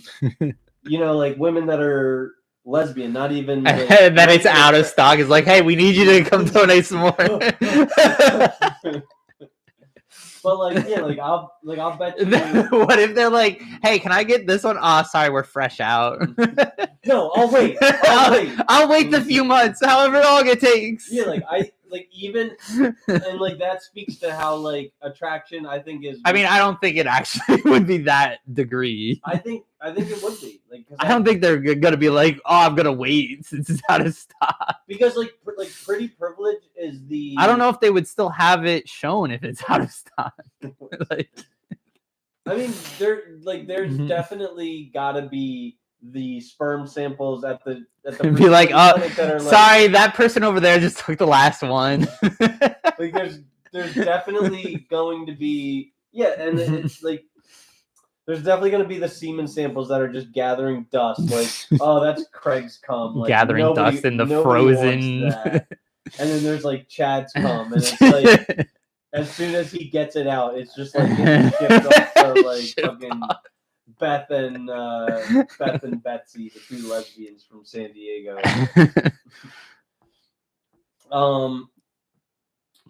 But yeah, I think that's like a fascinating concept to discuss. Is even though like two lesbians are probably completely uninterested in the attractive nature of a man for obvious reasons, they still would biologically go after like a high value man because I think it's a concept that's already discussed on like the Michael Sartain podcast where like he talks about like I think it's called the sexy sons hypothesis, is like, why you gotta call it that? I didn't come up with no, not you. I'm saying why would they call it that? All right, because women I get it. But yeah, like women want a man who will attract. Women want a son who will attract a lot of women.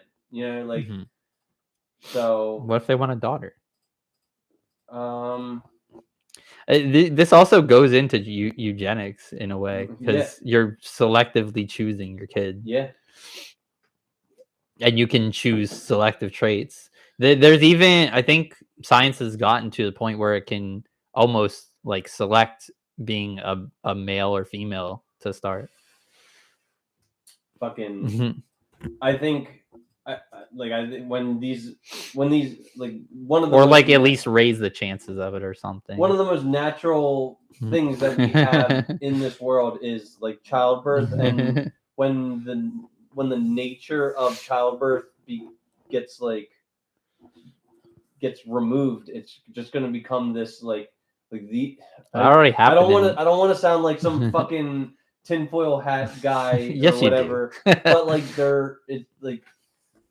abominations are coming. Okay. There's going to be a bunch of abominations. Well, that already started in the 80s and 90s with in vitro. We don't have abominations from in vitro. They're a lot of normal people.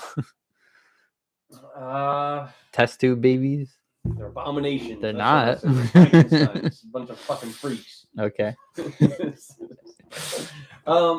So we always talk about which comic book this, which Disney that. I want to broaden this discussion. Oh, I did think of another Disney one. All right. I don't think I brought up a redeemable villain. It's kind of hard to really even call him a villain, but Dr. Doofenshmirtz from Who the fuck is that? from Who the fuck is that guy? he's from Phineas and Ferb. Okay. You remember, like, Perry the Platypus, right? Yeah. I've heard the name. He fights Dr. Doofenshmirtz, who's always building innators to like that. He's always creating these innators that are like lasers or machines that are just made to like go after a petty problem that he had like that day or the day before. And it's just like he was so annoyed that he had to like build an innator to like mess with those people. And Perry stops him usually. But like he's basically like a villain who is really minor villain who wants to like take over the tri-state area, but also just actually doesn't really care that much about it, just cares about all the petty problems that comes in his way. He's a really funny character though. And you can kind of identify with some of his problems. So I think the two of us sort of ran out of Disney and comic book. Well, I mean, once you keep going, you're gonna run out. So I'm gonna extend this to all literature, all platforms, all literature and theater. Who's a lame or a problematic protagonist? And I can think of one for sure. Call me a misogynist, but Rose from Titanic is a fucking villain. I'm pretty sure this is like a common take, but yeah. All right, so she fucking... everyone talks about the board on the well, yeah, I'm not even, okay. We'll we'll get to that. We'll take that totally off the table and just talk about her behavior on the Titanic. Okay. And after. Mm-hmm. She hitches a ride with Cal to get on the Titanic. They're in this like apparently supposedly committed monogamous relationship, not marriage, right? Are they married? What, the Rose and the guy? Cal? I don't remember who Cal is. He's like the villain of okay. Although it's like a 3-hour movie, and it's been so long since I've seen it. So she hitches a ride with this guy to get onto the Titanic to go to America. Mm-hmm. He adorns her with jewelry, adorns her with gifts.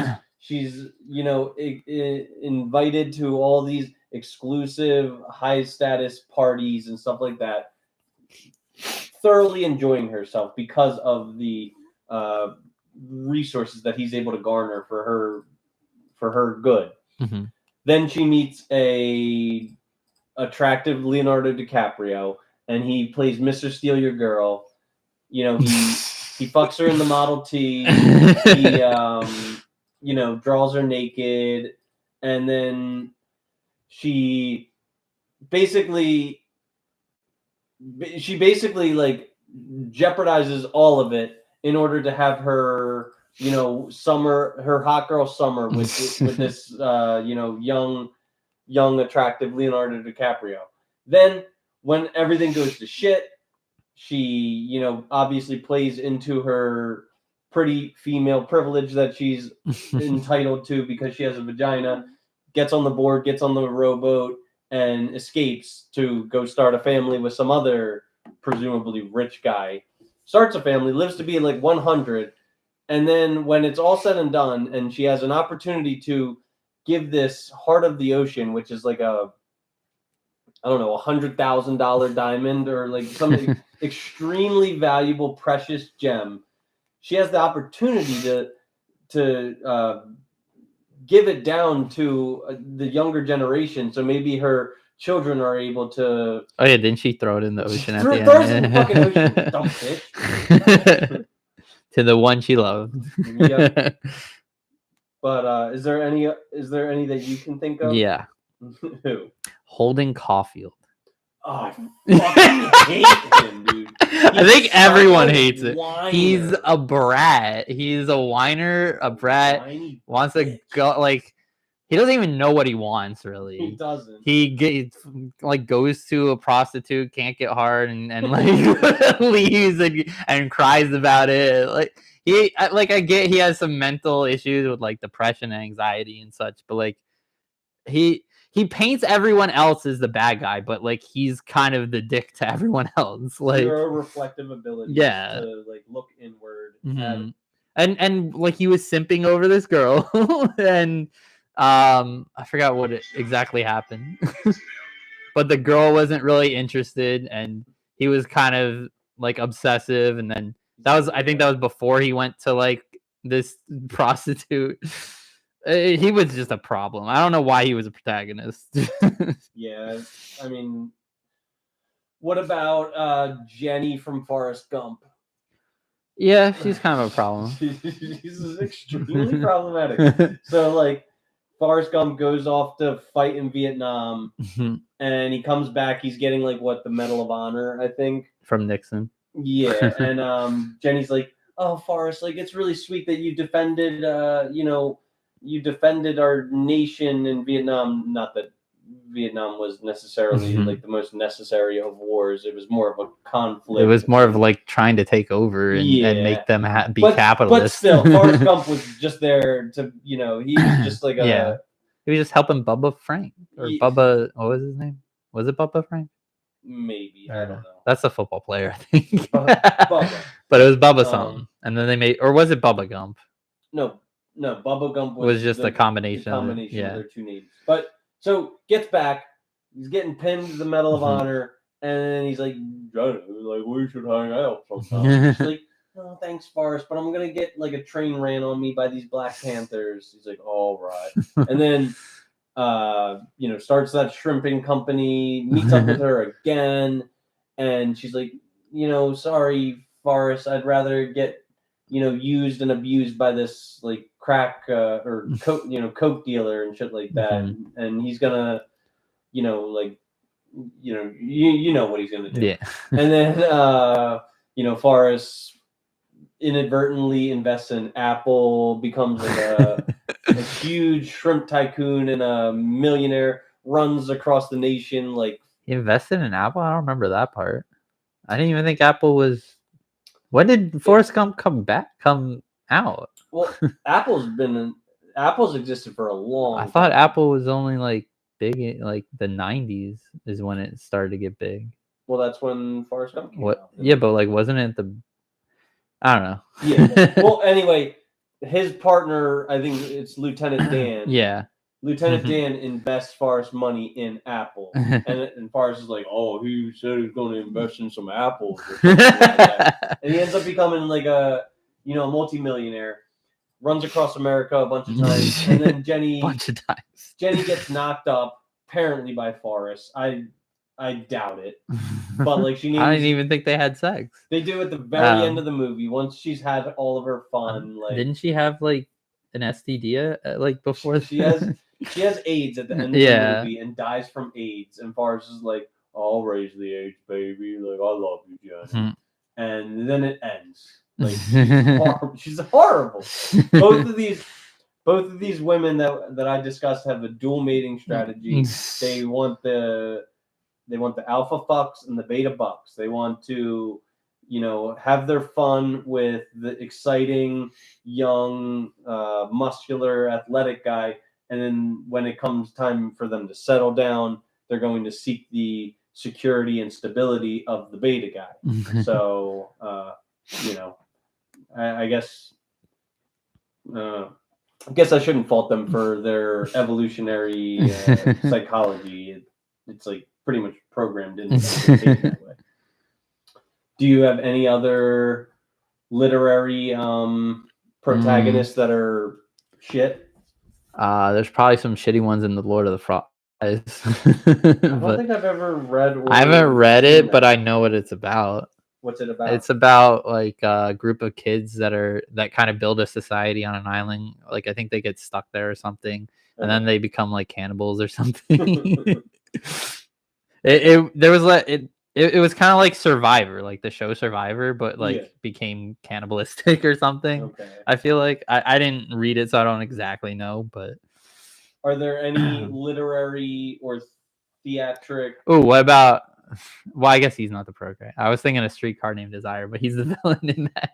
The guy who beats on Stella. You don't know that? Nope. Stella. Wow. That's not the Honeymooners. What's the Honeymooners? Bam, zoom straight to the moon. Yeah. What's her name? Is it Lorraine? I don't know. I haven't really watched One of these it. days, Lorraine, or one of these days.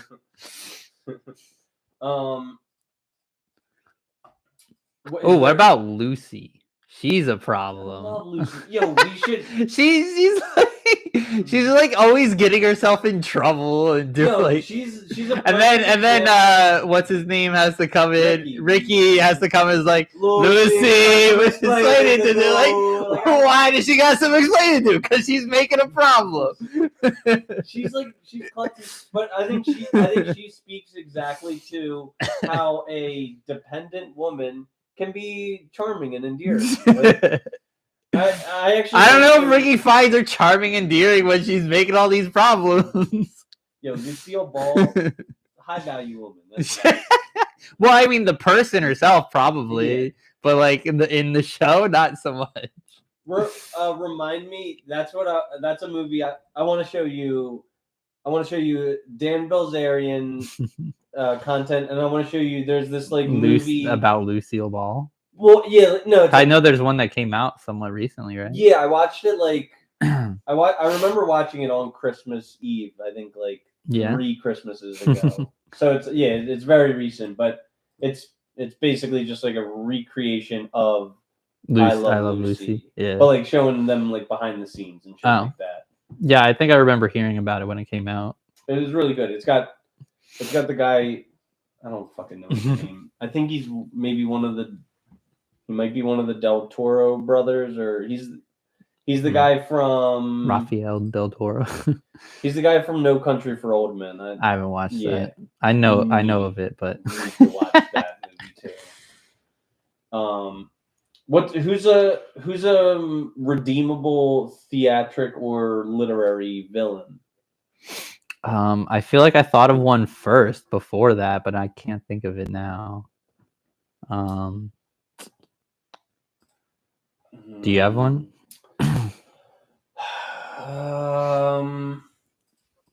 Do I have one?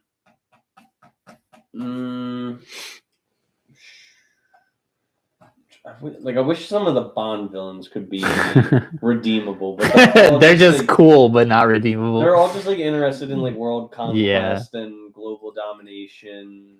How about Stewie Griffin? He was a villain at first for most of the show. Yeah. And then he became like he wanted to kill his mom like the whole time. But then he's kind of like eased up and like is never really that serious about it anymore and becomes best friends with Brian when he wasn't really to begin with. Is there a trope that you hate? I hate 2 tropes. What is it? A dog? I hate the fucking cartoon brother. Cartoon what brother? Chris is, what Gene is, what Gene? Who's Gene? From Bob's Burgers. Oh, okay. Yeah, I don't like Gene. I hate the dumb fat one who always loves to fart and shit. Is always smelly. Hate that trope. I don't really like it. And I either. hate the manic pixie dream girl trope. That's where they're like they have like colorful hair, like probably maybe some glasses. The one that you showed me that we didn't even finish. What was it? 1,000 Days of Summer, or maybe where they were dancing on a bar. No, No, that's Coyote Ugly. Oh yeah, I Coyote. wouldn't call her a manic. I thought pixie you dream specifically girl. called her that, and she don't- seems like that. Yeah, The one who like wants to make it in a big city type of thing. Isn't that what it is? sort of like Or like go to LA and become a movie star. Like trying to think of what like it's more. I think it's more of like an independent modern woman who's like quirky. I think what's her name? she Like wasn't from even quirky. like from 1,000 Days of Summer. What's her name? Zoe Deschanel. Oh, Like I mean, I she's- love 1,000 Days of Summer. But Is it? I think it's 500 Days of Summer. yeah. She's a manic pixie dream girl. She's or her a manic in pixie dream girl. her and Yes I Man. kind of liked her. Her and Yes Man's definitely a manic pixie dream girl. What was Yes Man?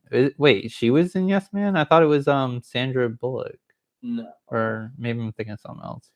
Yes, you've seen Yes Man, right? Where like Jim Carrey just starts saying yes to everything. Oh yeah. Like the manic pixie dream, and also Keira Knightley in Eternal Sunshine of the Spotless Mind. Don't know that one. What? That's like I think it's a little bit overrated, but like it's regarded as like one of the best movies of all time. I mean, don't think it is, there's but- probably a lot of tropes I don't like, but I can't think of them specifically. I guess kind of like the enemies to lovers I really don't like, even though a lot of my friends like it. Like what's a movie? I know. Bridgerton's one.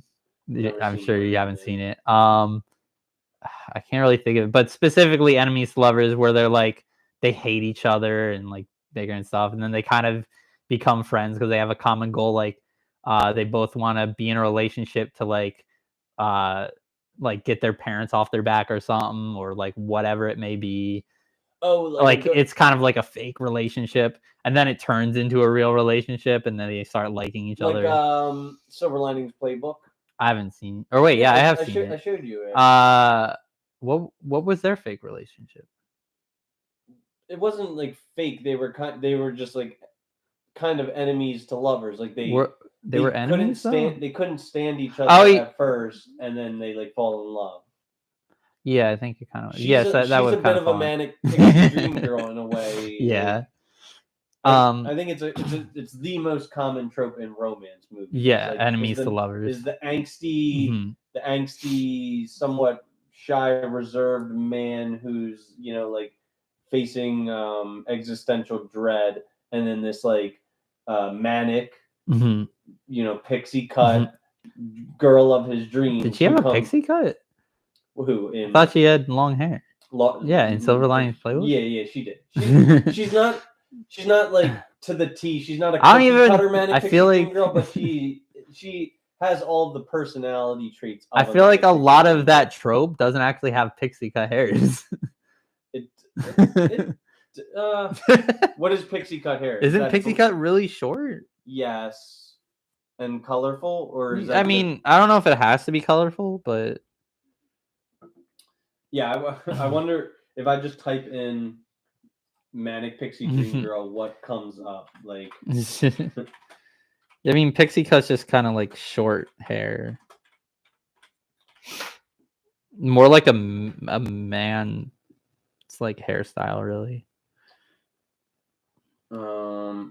So here we have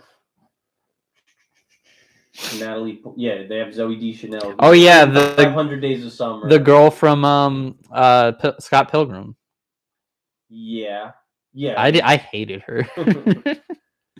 I want a list of like the top 10 manic. I'm sure you can find it somewhere. It's probably pretty easy. Manic Pixie Dream Girls. Yep, they got. Okay, so here's Keira Knightley from Eternal Sunshine of the Spotless Mind. Such a long title. Here's Summer from 500 Days of Summer. She's one. Clementine from Eternal Sunshine of the Spotless Mind. There's Scott Pilgrim. Yeah, what is her name? I don't remember. Ramona in Ramona, Scott yeah. the World. I hated that movie. Claire in Elizabethtown, never Don't know seen that. it. Penny in Almost Famous. Don't know that one. She's like more of a muse, though, I would say. A muse? Do you know what a muse is? No. Like someone who supports? Yeah, like have you ever seen Hercules? Yeah. That's what I'm You know thinking. the muses? The three muses. Yeah, with the eye. That's like those were like I feel like that's a different term though. I Like it's agree. muse. Like there's a muse that is ones that predict the future, which is what those were. But there's also a muse that's where they like support someone. Yeah. That's what Like you're my what she muse. is.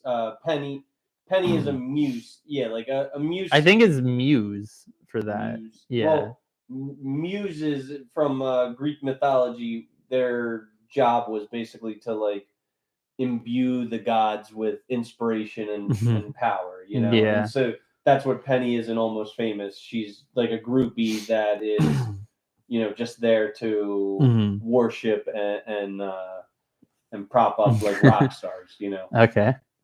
What is Gardens? Sam in Garden State? Never seen it. Vera in London Nights? Don't know. Never seen it. Sam in The Perks of Being a Wallflower? Yeah. I was thinking sure. of that too. Yeah. Definitely. But she like the entire movie, she's like not with him. Yeah, I feel like a lot of these are because the male protagonist is the one who's focused on, not really her. Yeah. Like a lot of these movies kind of are like these these girls aren't really even shown that much. Jennifer Aniston in Along Came Polly. I haven't seen it. Kind of disagree. But I suppose I'm surprised they haven't had Zooey Deschanel in Yes Man. Wait, is that Dirty Dancing? Or no, not Ruby and Ruby Sparks. I don't know what that is. Never seen it. All right.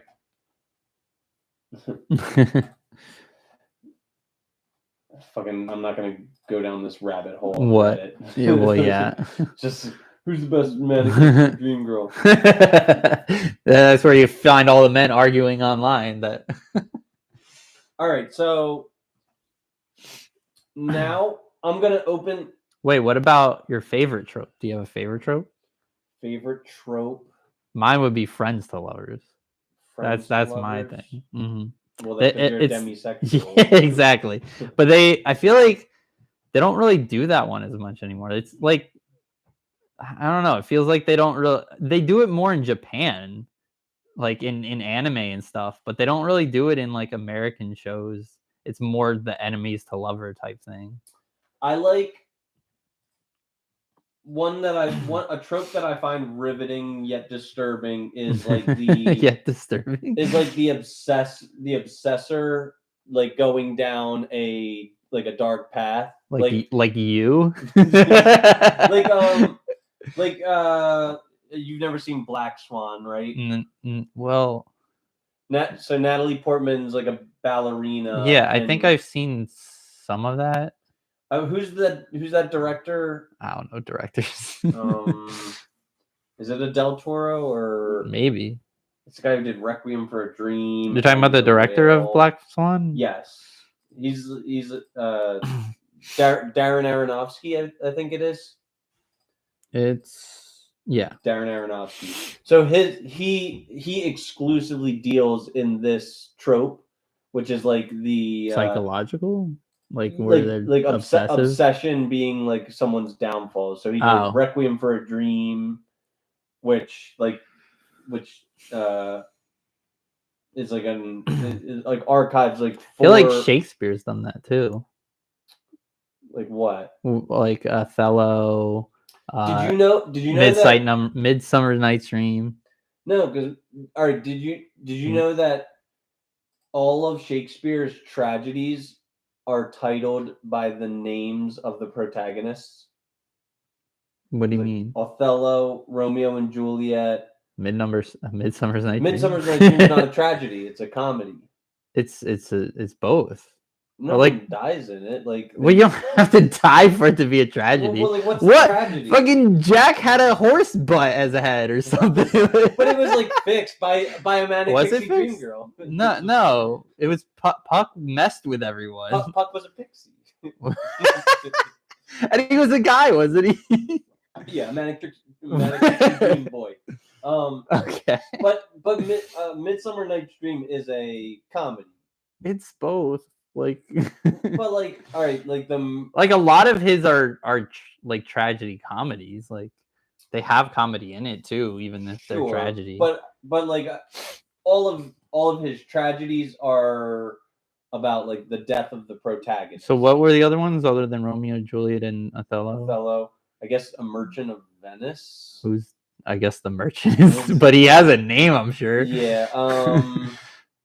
What else does Shakespeare have? I mean, a lot. I can't really think of more right now, though. Let's see, top 10 Shakespeare.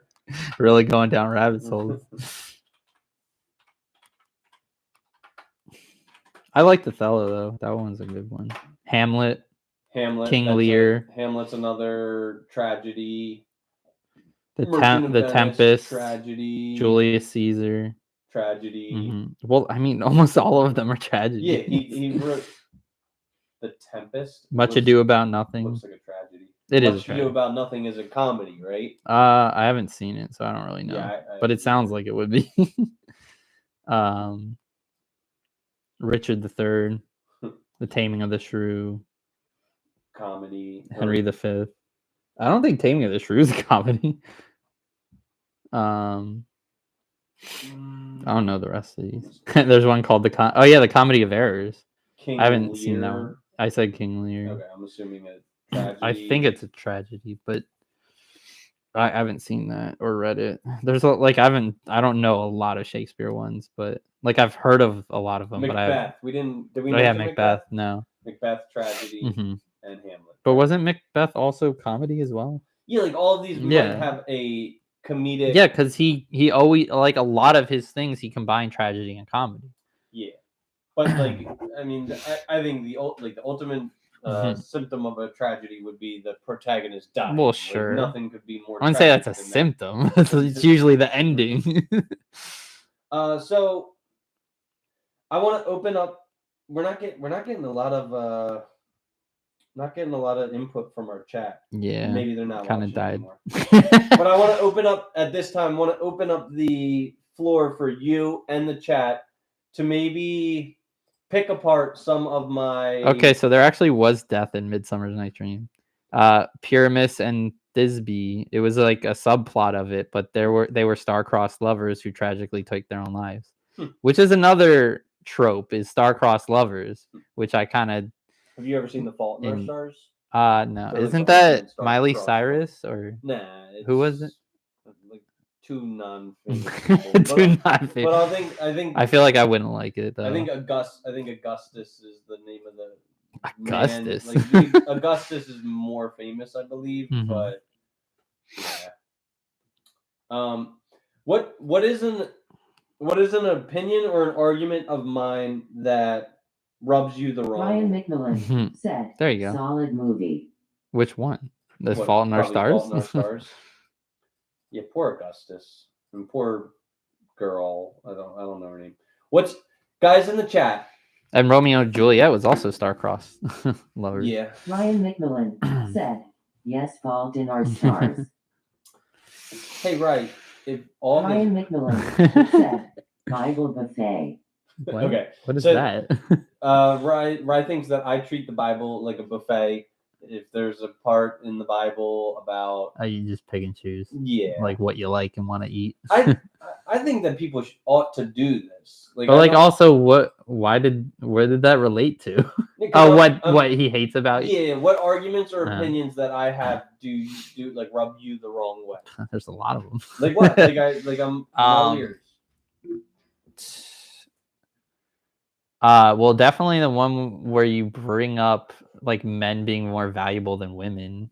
More dispensable than women, you mean? Well, both, because you were saying like how long would men last without women and how long would women last without men? Okay. Okay. What other ones are there? It's hard for me to think of stuff on the spot. yeah, like I'm hoping some of the people in the chat are able to chime in. I don't like that you kind of make a lot of the arguments about gender instead of like any other topics. What other? Well, What like there's a other- lot of the questions you make is like, what do you think a man would say here? What do you think a woman would say here? I feel like that they're also just hypotheticals that like because you're taking it's like a would you rather question, and would you rather questions are usually based in like fun stuff, like just joking around, like seeing what you would rather do, but you're trying to apply it to being like Ryan McMillan said, I don't want to hurt your feelings. he doesn't have any feelings. I'm just kidding. But like I can't. I feel Me like or he's you? probably joking, regardless of who he's saying it to. But with the would you rather questions, it's like it's something that's more like fun type thing rather than being like, oh, this is a fact that you would only do this. But you're taking like would you rather's are specifically meant for extremes and not meant to be like really applied to reality. Like when you give a choice of would you rather have this disgusting extreme, or would you have this disgusting extreme but with a benefit, or like both of them are like a disgusting extreme with a benefit, a disgusting extreme with a benefit. Like ideally you wouldn't want either. You would want both of them to be more benefit than not. But when you're choosing between the two, it's like I guess I'll slightly take this one, but like I'm not happy about it. Right. Are there any others? And does Chernie have any? Like, unless you're Tapped out. Unless you're not open to hearing criticism. Does Chernie fine have with any that. opinions, Ryan, that you wanted to speak? I'm sure there's probably some. Don't hurt my feelings. I'm just kidding. I'm trying to think of some. Do you have some you don't like of mine? Some I don't like of yours. Well, I maybe I would need to explore them. Probe more. Do you believe? Like, do you know what hypergamy is? That's where you sleep around a lot, or no? So hypergamy is an evolutionary. I feel like I've heard of it. Hypergamy is an evolutionary nature of a woman to select a mate, like the top class of mates. Yeah, like a mate who meets all of her needs. So like a woman choosing a 6-foot man over a 5'9" man would be acting on hypergamy. Like a woman choosing a millionaire over a thousandaire would be her acting on hypergamy. So what are you asking? Do you like? Do I believe it's right to use hypergamy? Like, do you believe it's real? I guess like. What, like, do women do that? You're asking? Because I feel like sometimes I feel like they do. I feel like people in general want someone better than they are. Ideally, it ought to be. I feel like it should be like more equal. Like you're both kind of on the same levels. Like 7s are with 7s, 10s are with 10s, so on. But like in the real world, you can't really measure that. You can't really measure who's like really higher value in like a concrete way. You can like say, yeah, like this guy makes this much more money, or this person's this prettier, but like it's hard to really put an actual number on that. And it kind of varies from person to person. Some people might think someone's higher in this value, but lower in this value. And then say like someone else has it the opposite way. Like they value different things. So it's kind of hard to really say if they're like settling or going higher than what their value is. I think some and I don't really agree with settling specifically. I feel like that would be a problem that leads to more divorce. On whose end? Well, on either end. I'm sure women divorce more, but like in terms of settling, you're probably not as happy in the relationship if you're settling for something that you're not really fond of. So are you familiar with the term like alpha widowing? No. So alpha widowing is, let's say, like Rose is a perfect example of alpha widowing. She's with her heartthrob. Leonardo DiCaprio, takes her on, she meets Leonardo DiCaprio for her hot girl summer. He blows her back out in the Ford Model T, paints her naked. He checks all of her boxes. Uh-huh. But then they're star-crossed lovers. It doesn't work out. Every man for the rest of her life is... Well, I mean, didn't it more so not work out because he died? Well, sure, but like with regards to this concept, right? Like it's totally possible because life isn't a Hollywood movie. It's totally extremely probable that that man who is of pinnacle attractiveness to the opposite sex, like if he's good enough for Rose, I'm sure he's good enough for 8 million other women, right? Sure. And so what ends up happening is, Jack in real life is probably Jack in real life, he doesn't die. He gets on to the other side of the Atlantic Ocean, and he's like, Rose, this was fun.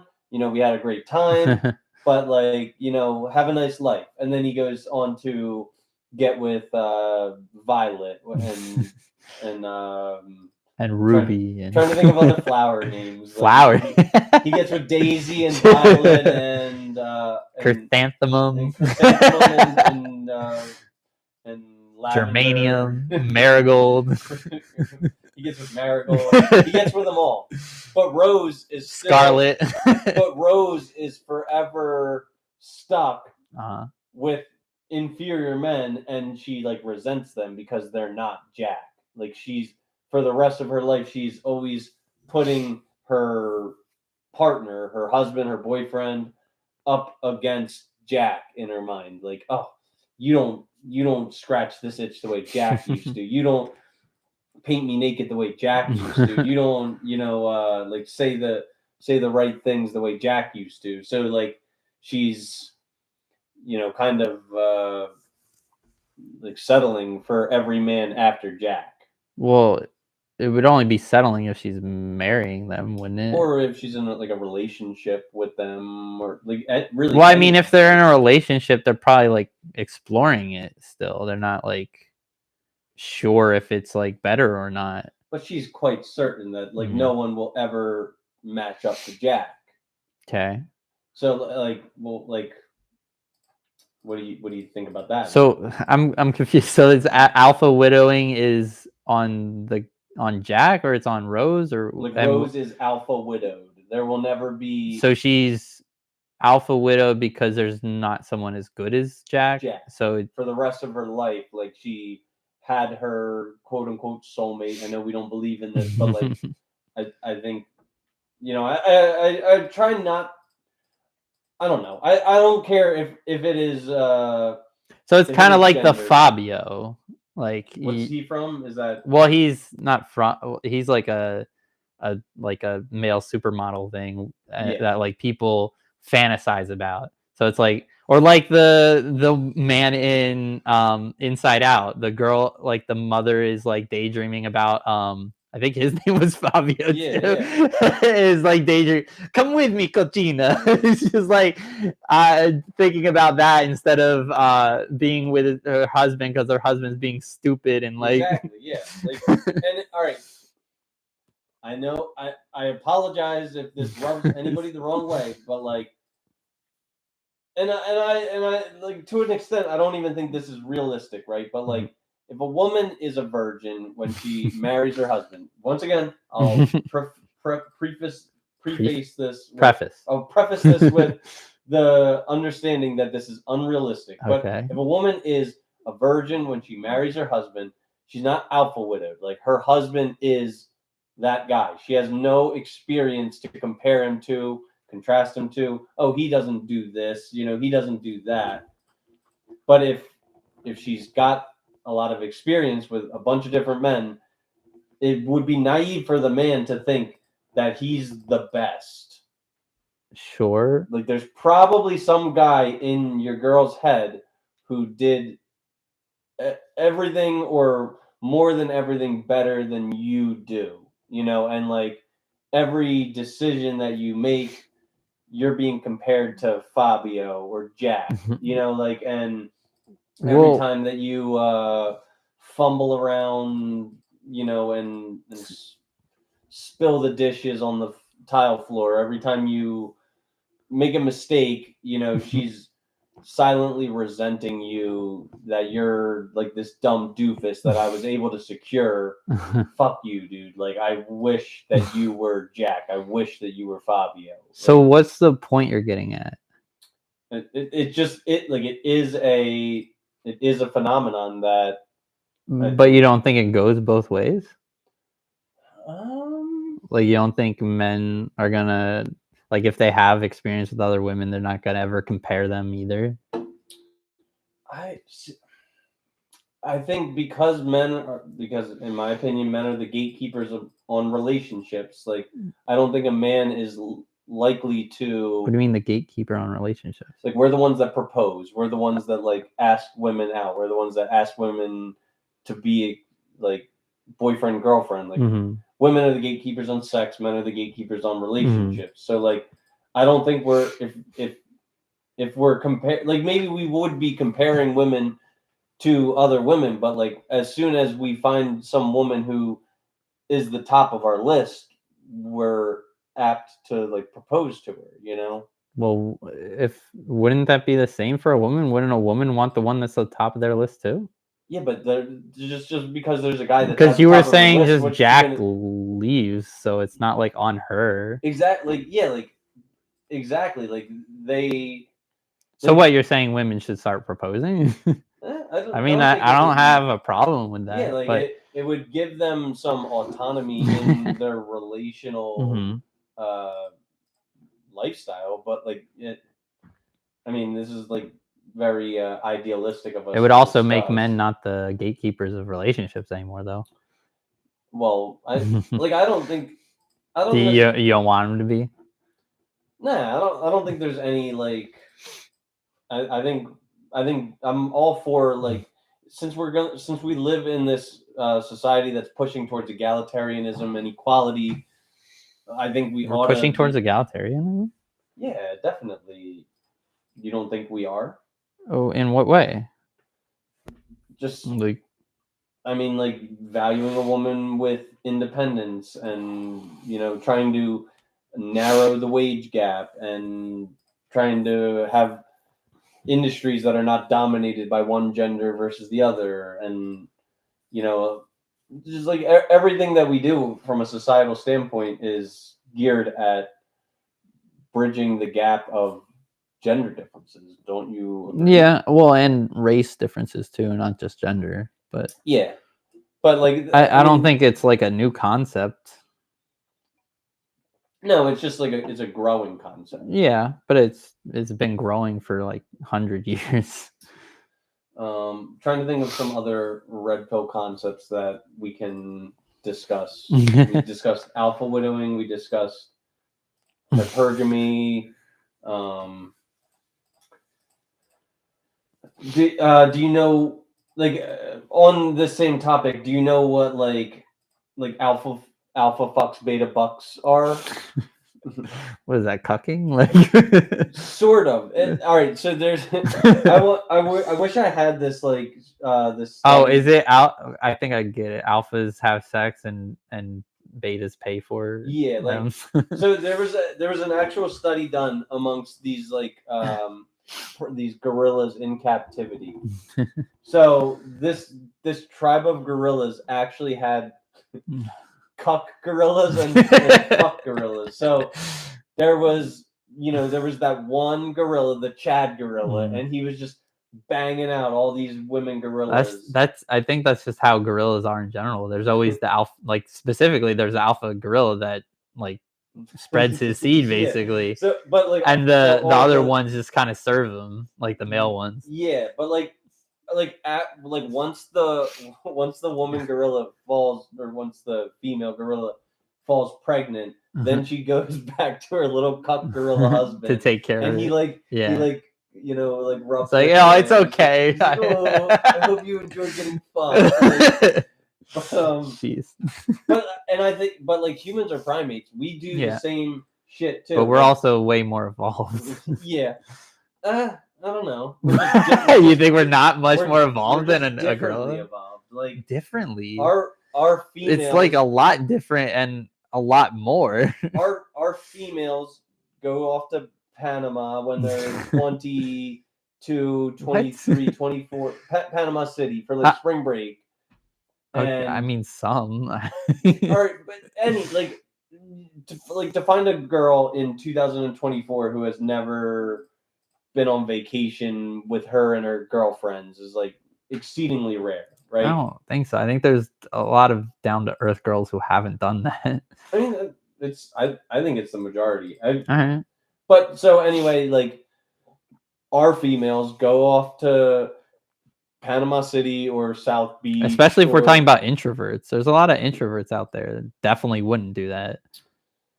maybe, but like they probably maybe, and you can't paint everything. I feel like the difference we have is I think you live in more of an extroverted world where you like go out more and talk to people more like that. I kind of am in more of an introverted world and talk to more introverts where we don't really do the things that you do. So I think that's where we kind of have a disconnect in our theology on things. Okay. Well, anyway, what this speaks to, we can keep using Rose and Jack for the poor Rose and Jack for the example here, because I think Rose and Jack are a very representative relationship for human relationships. I feel like it's a very fantasticized one, like fantasy. I guess that's. I feel like that's not a real relationship. What do you think is a representative relationship in a movie or a book? It's hard because I feel like so many movies just like make it fantasize more. But more of like the rom-coms kind of do it to be like I feel like the enemy and friends to lovers are a little more realistic than like some of these other ones. Because like I like they still fantasize them in different ways because they like have these extravagant things usually happening in the movies, but they are like some of them seem more real. Like I feel like in 500 Days of Summer, I feel like that kind of felt more like a real relationship. All right, so we'll bring it back to reality. And single parent households are steadily rising across America, right? And what is happening is that women are being impregnated, oftentimes out of wedlock, by a Chad, They're being impregnated by a Chad, and then they are... Wait, can I bring it back to when you were talking about like virgins getting married? Are you saying like that's ideal because they're not because they haven't experienced someone better? Because I feel like for the sake of not being alpha widowed, and if Rye is still viewing, I'm sure he can tell me the statistics. Yes, when virgins marry, their likelihood of marital satisfaction is like the highest statistic. But if they're getting married and like the relationship's not really that good, but it's just like the best they've had because it's the only thing they've had, do you think they're still... I feel like some of them are still going to think like, what if there was something better out there? Because they've only had that one experience. Yeah, like I mean... And they'll be like, why did I settle for this guy who's like just smoking and drinking, gambling? Listen, to speak on smoking, gambling, and drinking, like I think human beings have vices. Human beings are fallible. Like, but some have more or less than others. Is it ideal to never drink a drop of alcohol? Is it ideal to never take a puff of nicotine? Is it ideal to never place a wager so you never lose? You never... Yeah, but this is just going to extremes. Exactly. I'm saying like, and I think two virgins marrying in 2024 is quite extreme. Like I think it's statistically high. I mean, those would basically only be the like real religious people. Yeah, exactly. Yeah, because like people like to explore. They like to see what what They part like of the to bus about. well, they like to know what everything about their partner before getting married, Yeah. and that would include sex. Yeah.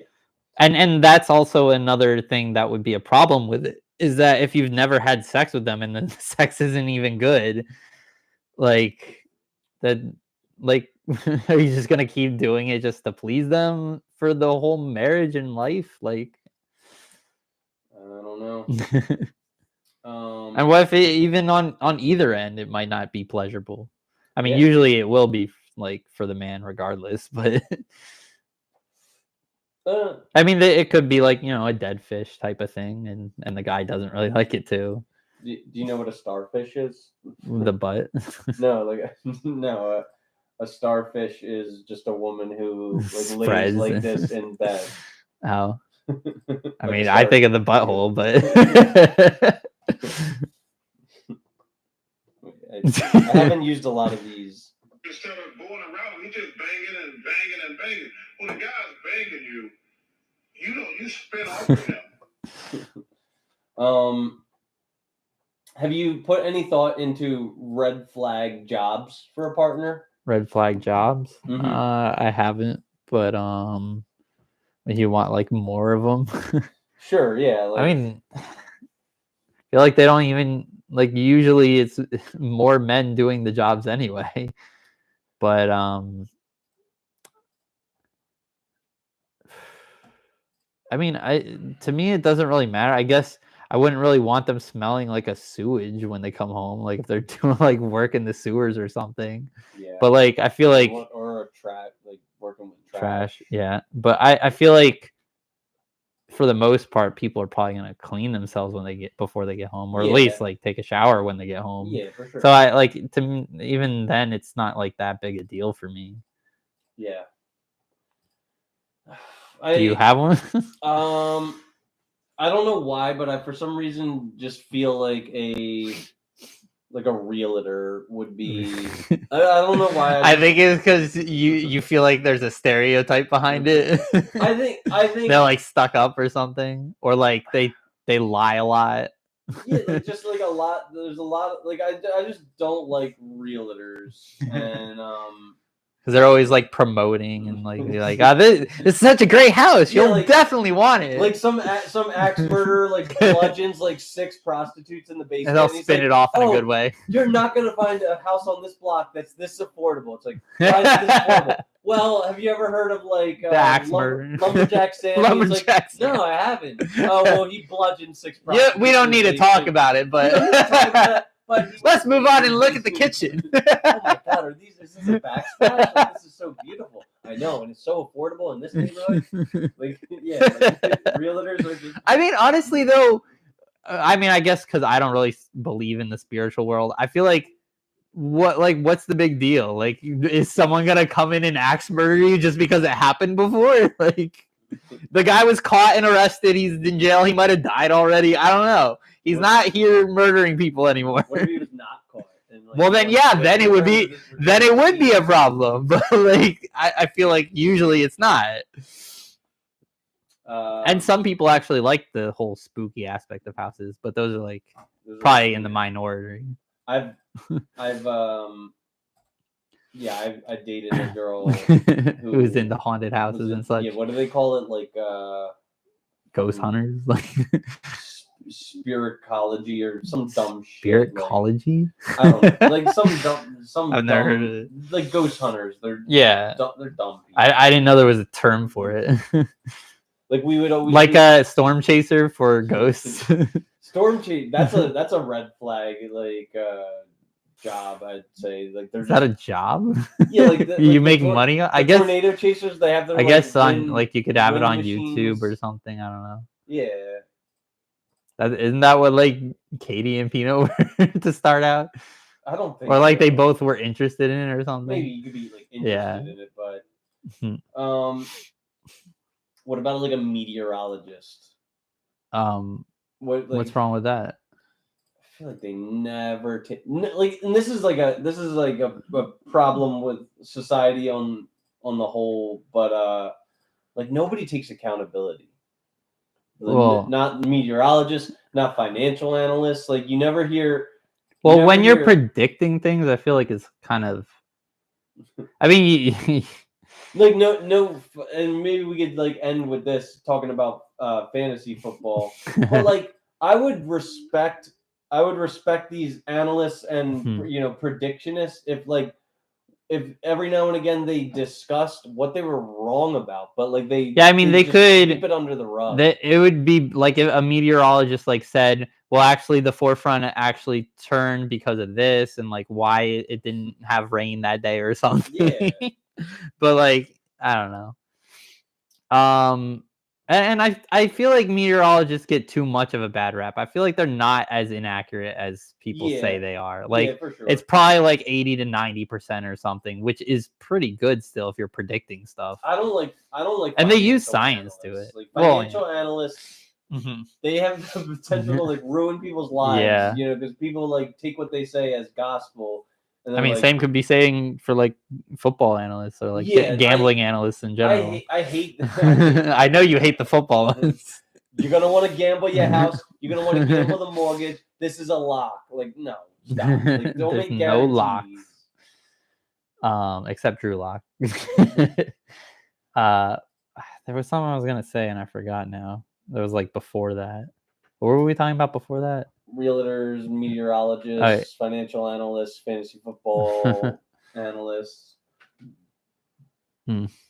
But I have like I have a severe mistrust for any people that don't like acknowledge their mistakes. Well, so I do watch some like football analysts that do like these YouTuber ones that will like show their hits and show their misses and like they're transparent about it. And I actually like that. And I think they do generally do a better job at hitting than they do missing. For the specific ones I watch. Like there's some that I've seen that are just dumb and not really good at it, but like there's some that talk about.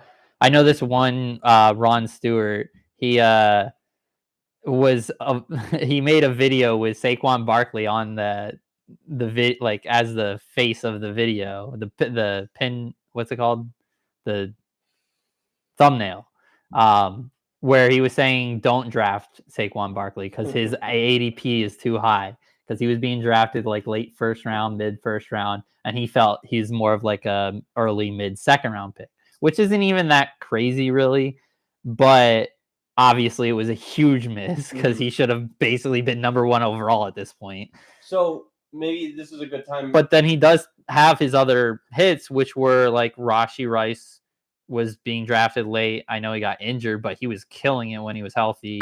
Nico Collins going late. He's killing it as well when he gets healthy. Like he's good in both. Like I feel like he gets more hits than he does misses. So would you pull up your fantasy apps and let's take some accountability for our hits and our misses, which are like in the draft. Just on your teams. What are your best draft picks? What are your worst draft picks?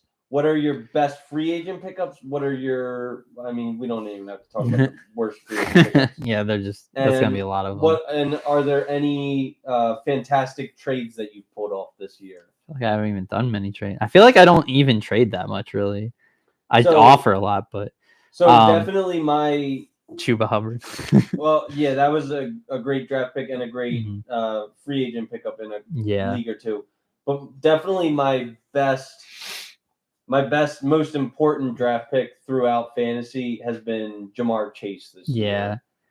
I mean, he was later than he should have been, but he was still like a mid first round pick. Yeah, but like if you just look at the first round picks, some of the like your first round pick can make or break the season, So if you got unless you make up for it in late round picks. Yeah, but you like if you got like your Chuba Hubbards, your Chase Browns, your Jacoby Myers. Like Jacoby Myers is probably my most valuable one. He's been used a lot, been getting double digits like almost every week.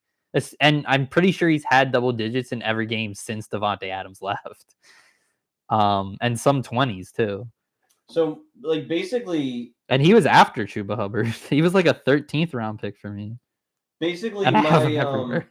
my holy trinity in a lot of fantasy this year has been Jamar, Kamar, Lamar, and like I thought you only have them in one league. I know you have Jamar in a couple and I only Lamar. have I only Where else do you have them Kamara? I have Kamara in my work league. Oh, okay. Yeah, so I have Jamar in 4 leagues. I have Kamara in 2 leagues, and I have Lamar in what? Only 2 leagues? Yeah, I guess I only have Lamar in 2 leagues, but I mean, definitely those are my 3 best draft picks this year. I would say. I'd say my best draft picks would be Jacoby Myers, Chuba Hubbard, Chase Brown. But Chase Brown was dynasty, so it was like if we're going back a year, that's how great it was. Bucky Irving. Yeah. He actually is probably, where was he drafted in Ultimate? He's probably later than Jacoby. I'm really enamored with Cortland Sutton this year. Yeah, he's a mid-round pick. Become I actually was like trying to target him in leagues because I felt like he was being drafted later than he should have been. But I didn't expect him to do this well, really. And another guy who was, another guy who I got at a great value is Najee Harris. Yeah, he's been pretty good for. Where was he, like a 4th round, 5th round? Yeah, something like that. Yeah, it's like, I mean, I feel like that's kind of fair for where he's at because he's like what, RB like 14, 15 still.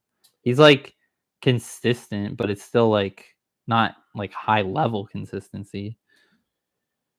Yeah, like he's getting double digits.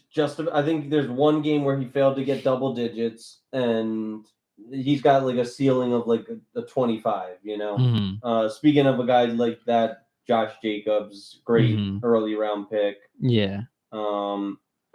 Fucking Brock Bowers, probably like the. I also drafted him, and I wish I had drafted him in the Anarchy as well. But I was more focused on because I still actually have a lot of good tight ends from it. I got Mark Andrews, I got Jonnu Smith, I got Zach Ertz super late. Zach Ertz has actually been really good for.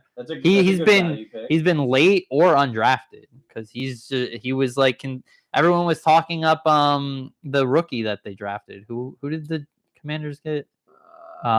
Ben Sinai, and he hasn't done anything all year. I don't think he's trash. He just hasn't seen the field yet. But like, oh yeah, Khalil Shakir. That's another one who was late. So Peanut are you familiar with Peanut's parlay? We always talk about Peanut parlay. What do you do now? This is a good one. I like this parlay of Peanuts. The Jacobs leg hit. Josh Jacobs 10 rushing touchdowns. On the season? It just hit. Oh my god. Khalil Shakir 750 receiving yards. Come up with these things, and why is he even? Like... Where is Shakir? I was looking at Bucky Irving. Bucky Irving's a 17th round pick in Ultimate. Wow. Jeez. Why didn't I take him? Fucking Justin's got him on his bench. I mean, his team. He stopped paying attention. Yeah. Well. Who has Shakir in the Ultimate? I was trying to. Me. Oh, what is his receiving yards right now? I mean, I haven't looked at that, but hold on. Pull it up. I'm about to get it. But so Peanut has Josh Jacobs 10 touchdowns, Khalil Shakir 750 receiving yards, Mike Evans 1,000 receiving yards. Oh well, Mike Evans isn't likely to hit that. He could if he has. He'd have to have huge games, like 100-yard games for the rest of the season. That's ridiculous, even for him. I know. Like he'll have his spike weeks, but he's not gonna get 100 every week. It's not 100% out of the question. It could happen. Yeah. How do I find their total yards? Fucking David Montgomery's another great value. Yeah. What was he, like 8th round? Yeah. And I don't know why he went so late after what he did last year anyway. I think people expected him to like take a back seat to Jahmyr Gibbs. And that's what they expected last year too, and he didn't. Yeah. I mean, he kind of is, but like he's still at the top with him. Even if he is the RB2, which they have a true 50-50 committee. Well, I think Gibbs still gets a little more, right? I don't know. Or actually, yeah, because They're I think like- before last week they were exactly equal in carries. Yeah, that's what I'm saying. But Gibbs like, gets more of the receptions, and Montgomery usually gets more like the goal line carries and touchdowns. well, in his most recent game, David Montgomery secured all 5 of his targets for 5 receptions, and he had 14 carries. Like, so he's Khalil Shakir's at 629, so he should be able to hit that in a couple games. Yeah, I think Peanut should cash it out if if If Shakir is able to. If they even give him a cash out. Yeah, What's Mike Evans at? he's at like 650-ish or something like that. See. He's at 521 What? Really? in 9 games, yeah. Oh man. And there's only 5 left. Yeah, so yeah, He like I literally said, has to get He needs 100. to have 100-yard games Yeah. every game of the season. Maybe slightly. Well, less there is an technically. extra game, right? So we're in week 14. So there's 14, 15, 16, 17, and 18. 1, 2, 3, 4, 5. So that's Yeah, he's got 6 games. He's got 6 more Yeah. games. Yeah, he still doesn't gonna even be need to tough. He doesn't even need 100 yards every game. It's still gonna be like 90, 80. 80 yards. Like he's got an uphill battle, but I'm Mhm. rooting for him. I I want know. Peanut to make that $1,000. Yeah. Get the bag, buddy. I mean, Khalil Shakir is more likely to get it than he is. Those are pretty much my great picks. What about any defensive players that you want to applaud right now? Well, fucking Logan Wilson's on the IR now. I know, dude. That kills me. Ones that I drafted or picked up, or we haven't talked about pickups yet. Well, I don't want to rub salt in the wound, but Chase probably Brown. my best pickup has been Obviously, Chase but you didn't Brown even this year. you only did it because you wanted to have all Bengals. You didn't even believe in him. Jonnu. I picked up Jonnu. I picked up very Jonnu too. recently. Taysom Hill and started. Don't want to rub salt in it, but I picked him up and started him in 2 leagues where he got the 40, 44. Yeah, fucking, Jermaine Pratt, great value draft pick by me. Deshaun Elliott's been a great pickup. Quentin Lake's been pretty good.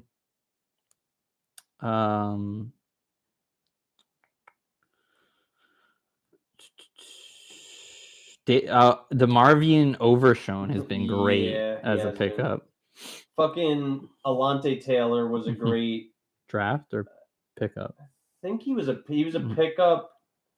Like obviously besides the Legacy League where there are no pickups. Yeah. But Alante Taylor has been impressing me. Lad McConkey, he's been really good. Dude, wait. So Rye traded him to Joe Jr., who then dropped him. Oh.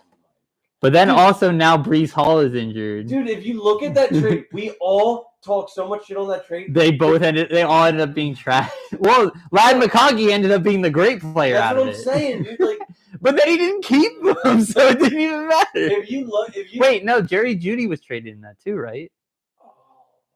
What an unforeseeable. We thought the running backs were the big part.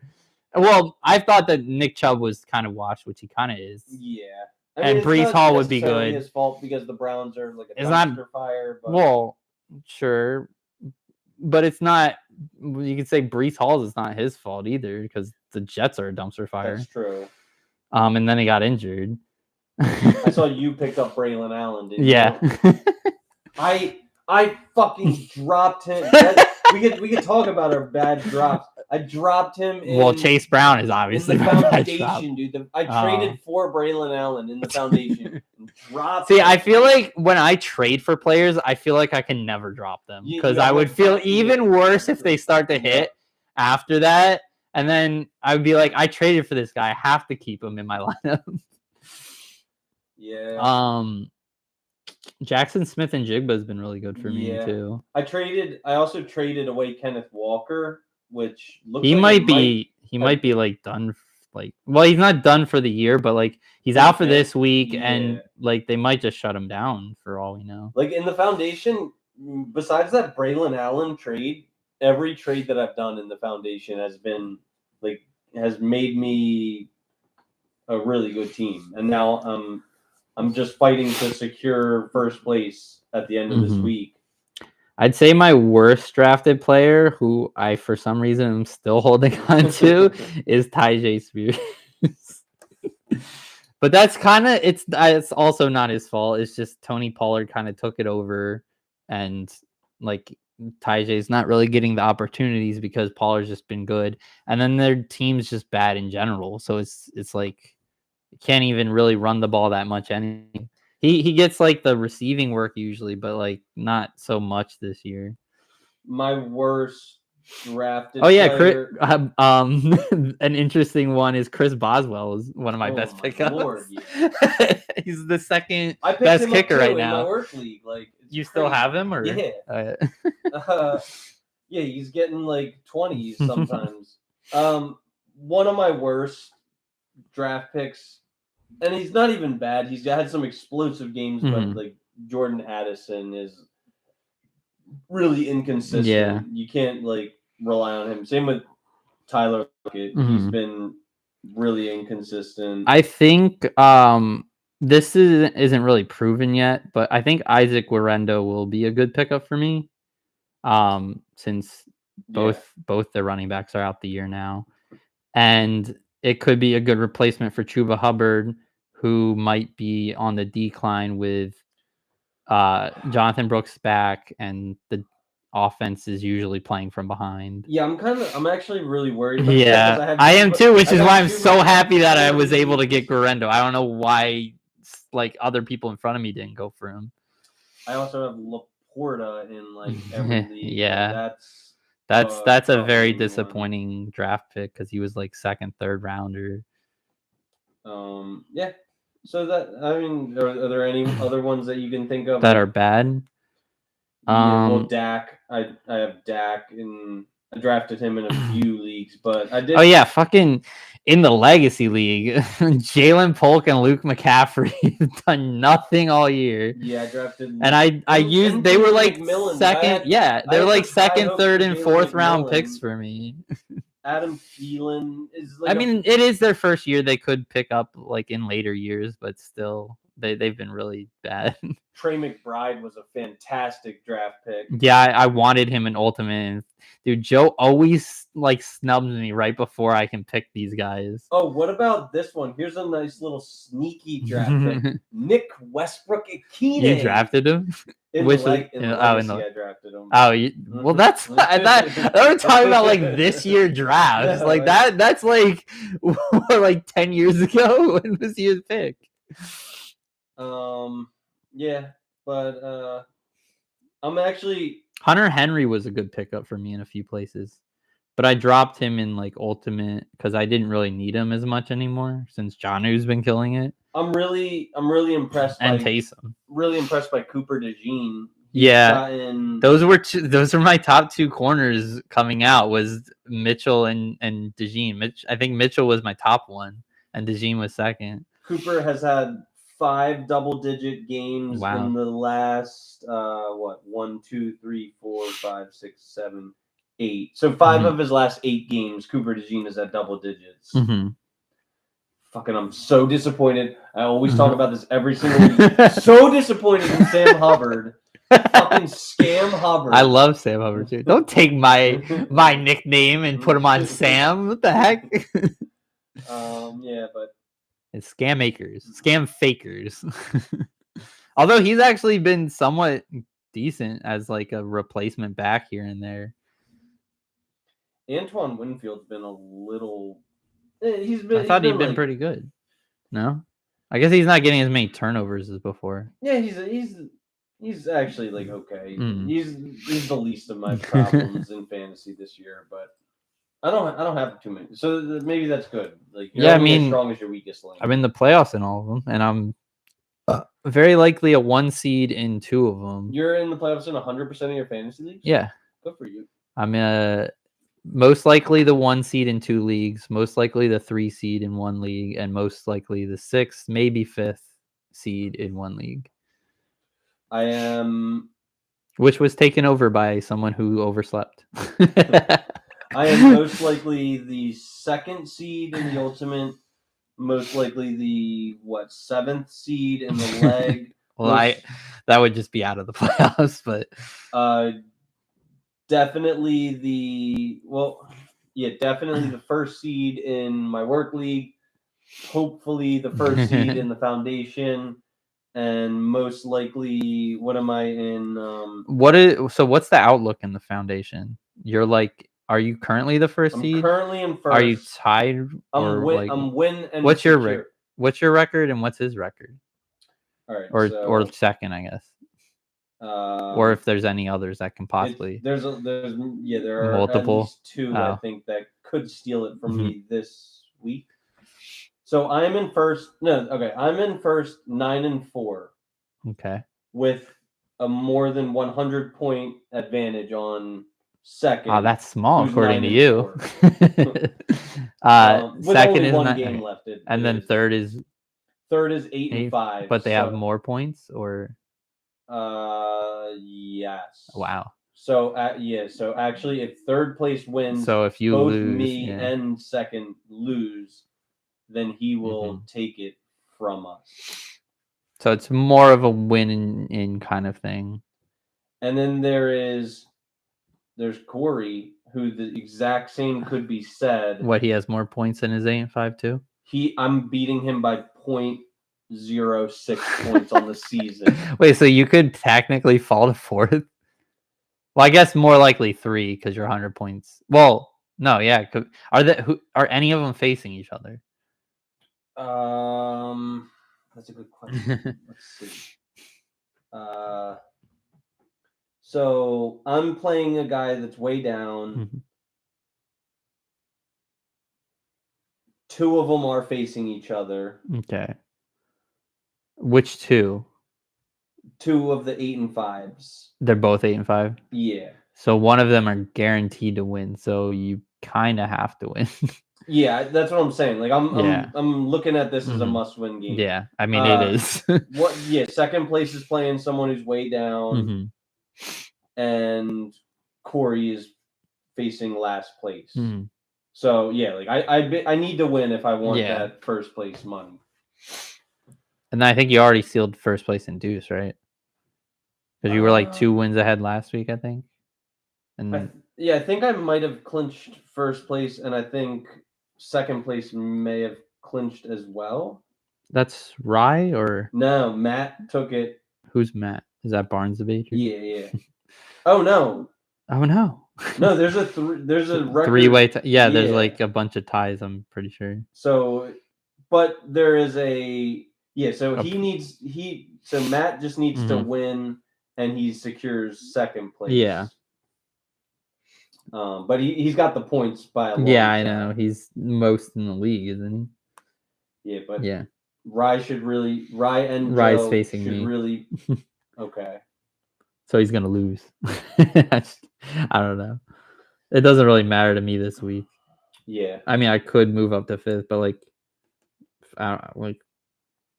I'm facing pretty much the same people. Do I have any chance of climbing in the Anarchy? I think you do. Who does Live in La Vida Puka play? He plays the Tomb Raiders. I mean, they're only like 14 points in projection. So I'm probably gonna be stuck where I am there. Well, I mean, 14 points isn't too bad.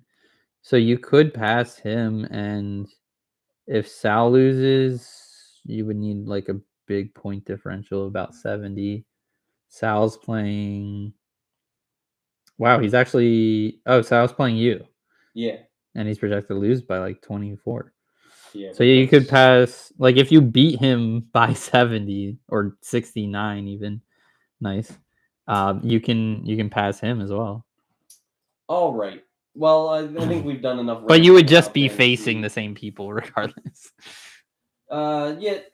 All right. I think we're gonna wrap it up, guys. Yo, the sign is real simple, B. It says back it up. You're making a mess. You either do it right or you don't do it. But I want to do it. You're done. You're done. Once again, we want to humbly thank our listeners and pay them ample gratitude for the patronage. Without you guys, we wouldn't be able to have such a high-quality interactive show. I can't really say that this episode. But like, it was like... It was for a little bit. There was some like scheduling, Mhm. inadequacies. I vow It's a Saturday night. People. I vow that from now on, if I'm going to change our normal show time, I will like publicize it in some way. I thought you did. You don't do that.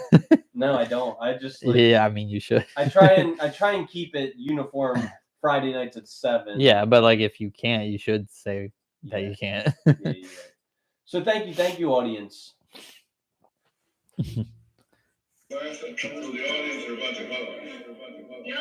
And I also vow to shave like 2 seconds off of that soundbite. So you say that every week. I'd like to take this time to remind all... Why are you giving them comfortable eyes? That we're spread. I'm not taking accountability. I'm like one of these fucking meteorologists or financial analysts. And you're being a hypocrite. The Good Faith Podcast is now officially on YouTube Live with videos as well as archived there, and also Apple Podcasts, Pandora, Spotify, RSS.com, Amazon Music, Samsung Podcasts, Listen Notes, iHeartRadio, and Patreon. On Patreon, we're working to build additional value for the multiple tiers of donors with special content, super chat priority, and VIP in-person meetings. We do value your attention, so thank you for quieting your TikTok brain for the last 3 hours. VIP in person. This is a reminder. If you feel you got any value from our show, it takes basically 0 extra work to like and subscribe it, and it'll move us closer to our goal of having thousands of subscribers worldwide, which will bump us up in the algorithm and expose us to even more potential listeners. If you guys want to share us with more of your friends, we would be absolutely delighted to extend our outreach. The quickest way for us to broaden our exposure is for you listeners to each share us with one friend or one family member. We appreciate it from the bottom of our hearts. If you're interested in joining our movement, it is the Iruyubiamo. And that stands for I respect your opinion only because it aligns with my own. If you're interested, retweet the hashtag. Also, stay cognizant to treat people with identical worldviews to your own with dignity and respect. Then if somebody's opinion deviates from yours in any way, our movement advocates for treating them like absolute shit. Remember, a civil level of respect is only earned by people who mirror your beliefs. If you live in the greater Philadelphia area and want to guest star on our show, want to go on a date with anybody on the show, have a sincere desire to move in with us, we're down a roommate. We desperately need one. Please reach out to us in an Instagram DM at Christopher Bueller. The Patreon link is in the description. I need to add that. And all proceeds will go towards rent, food, electricity, new computer equipment to improve our general show quality, and Clark's medical expenses. To all of our faithful audience,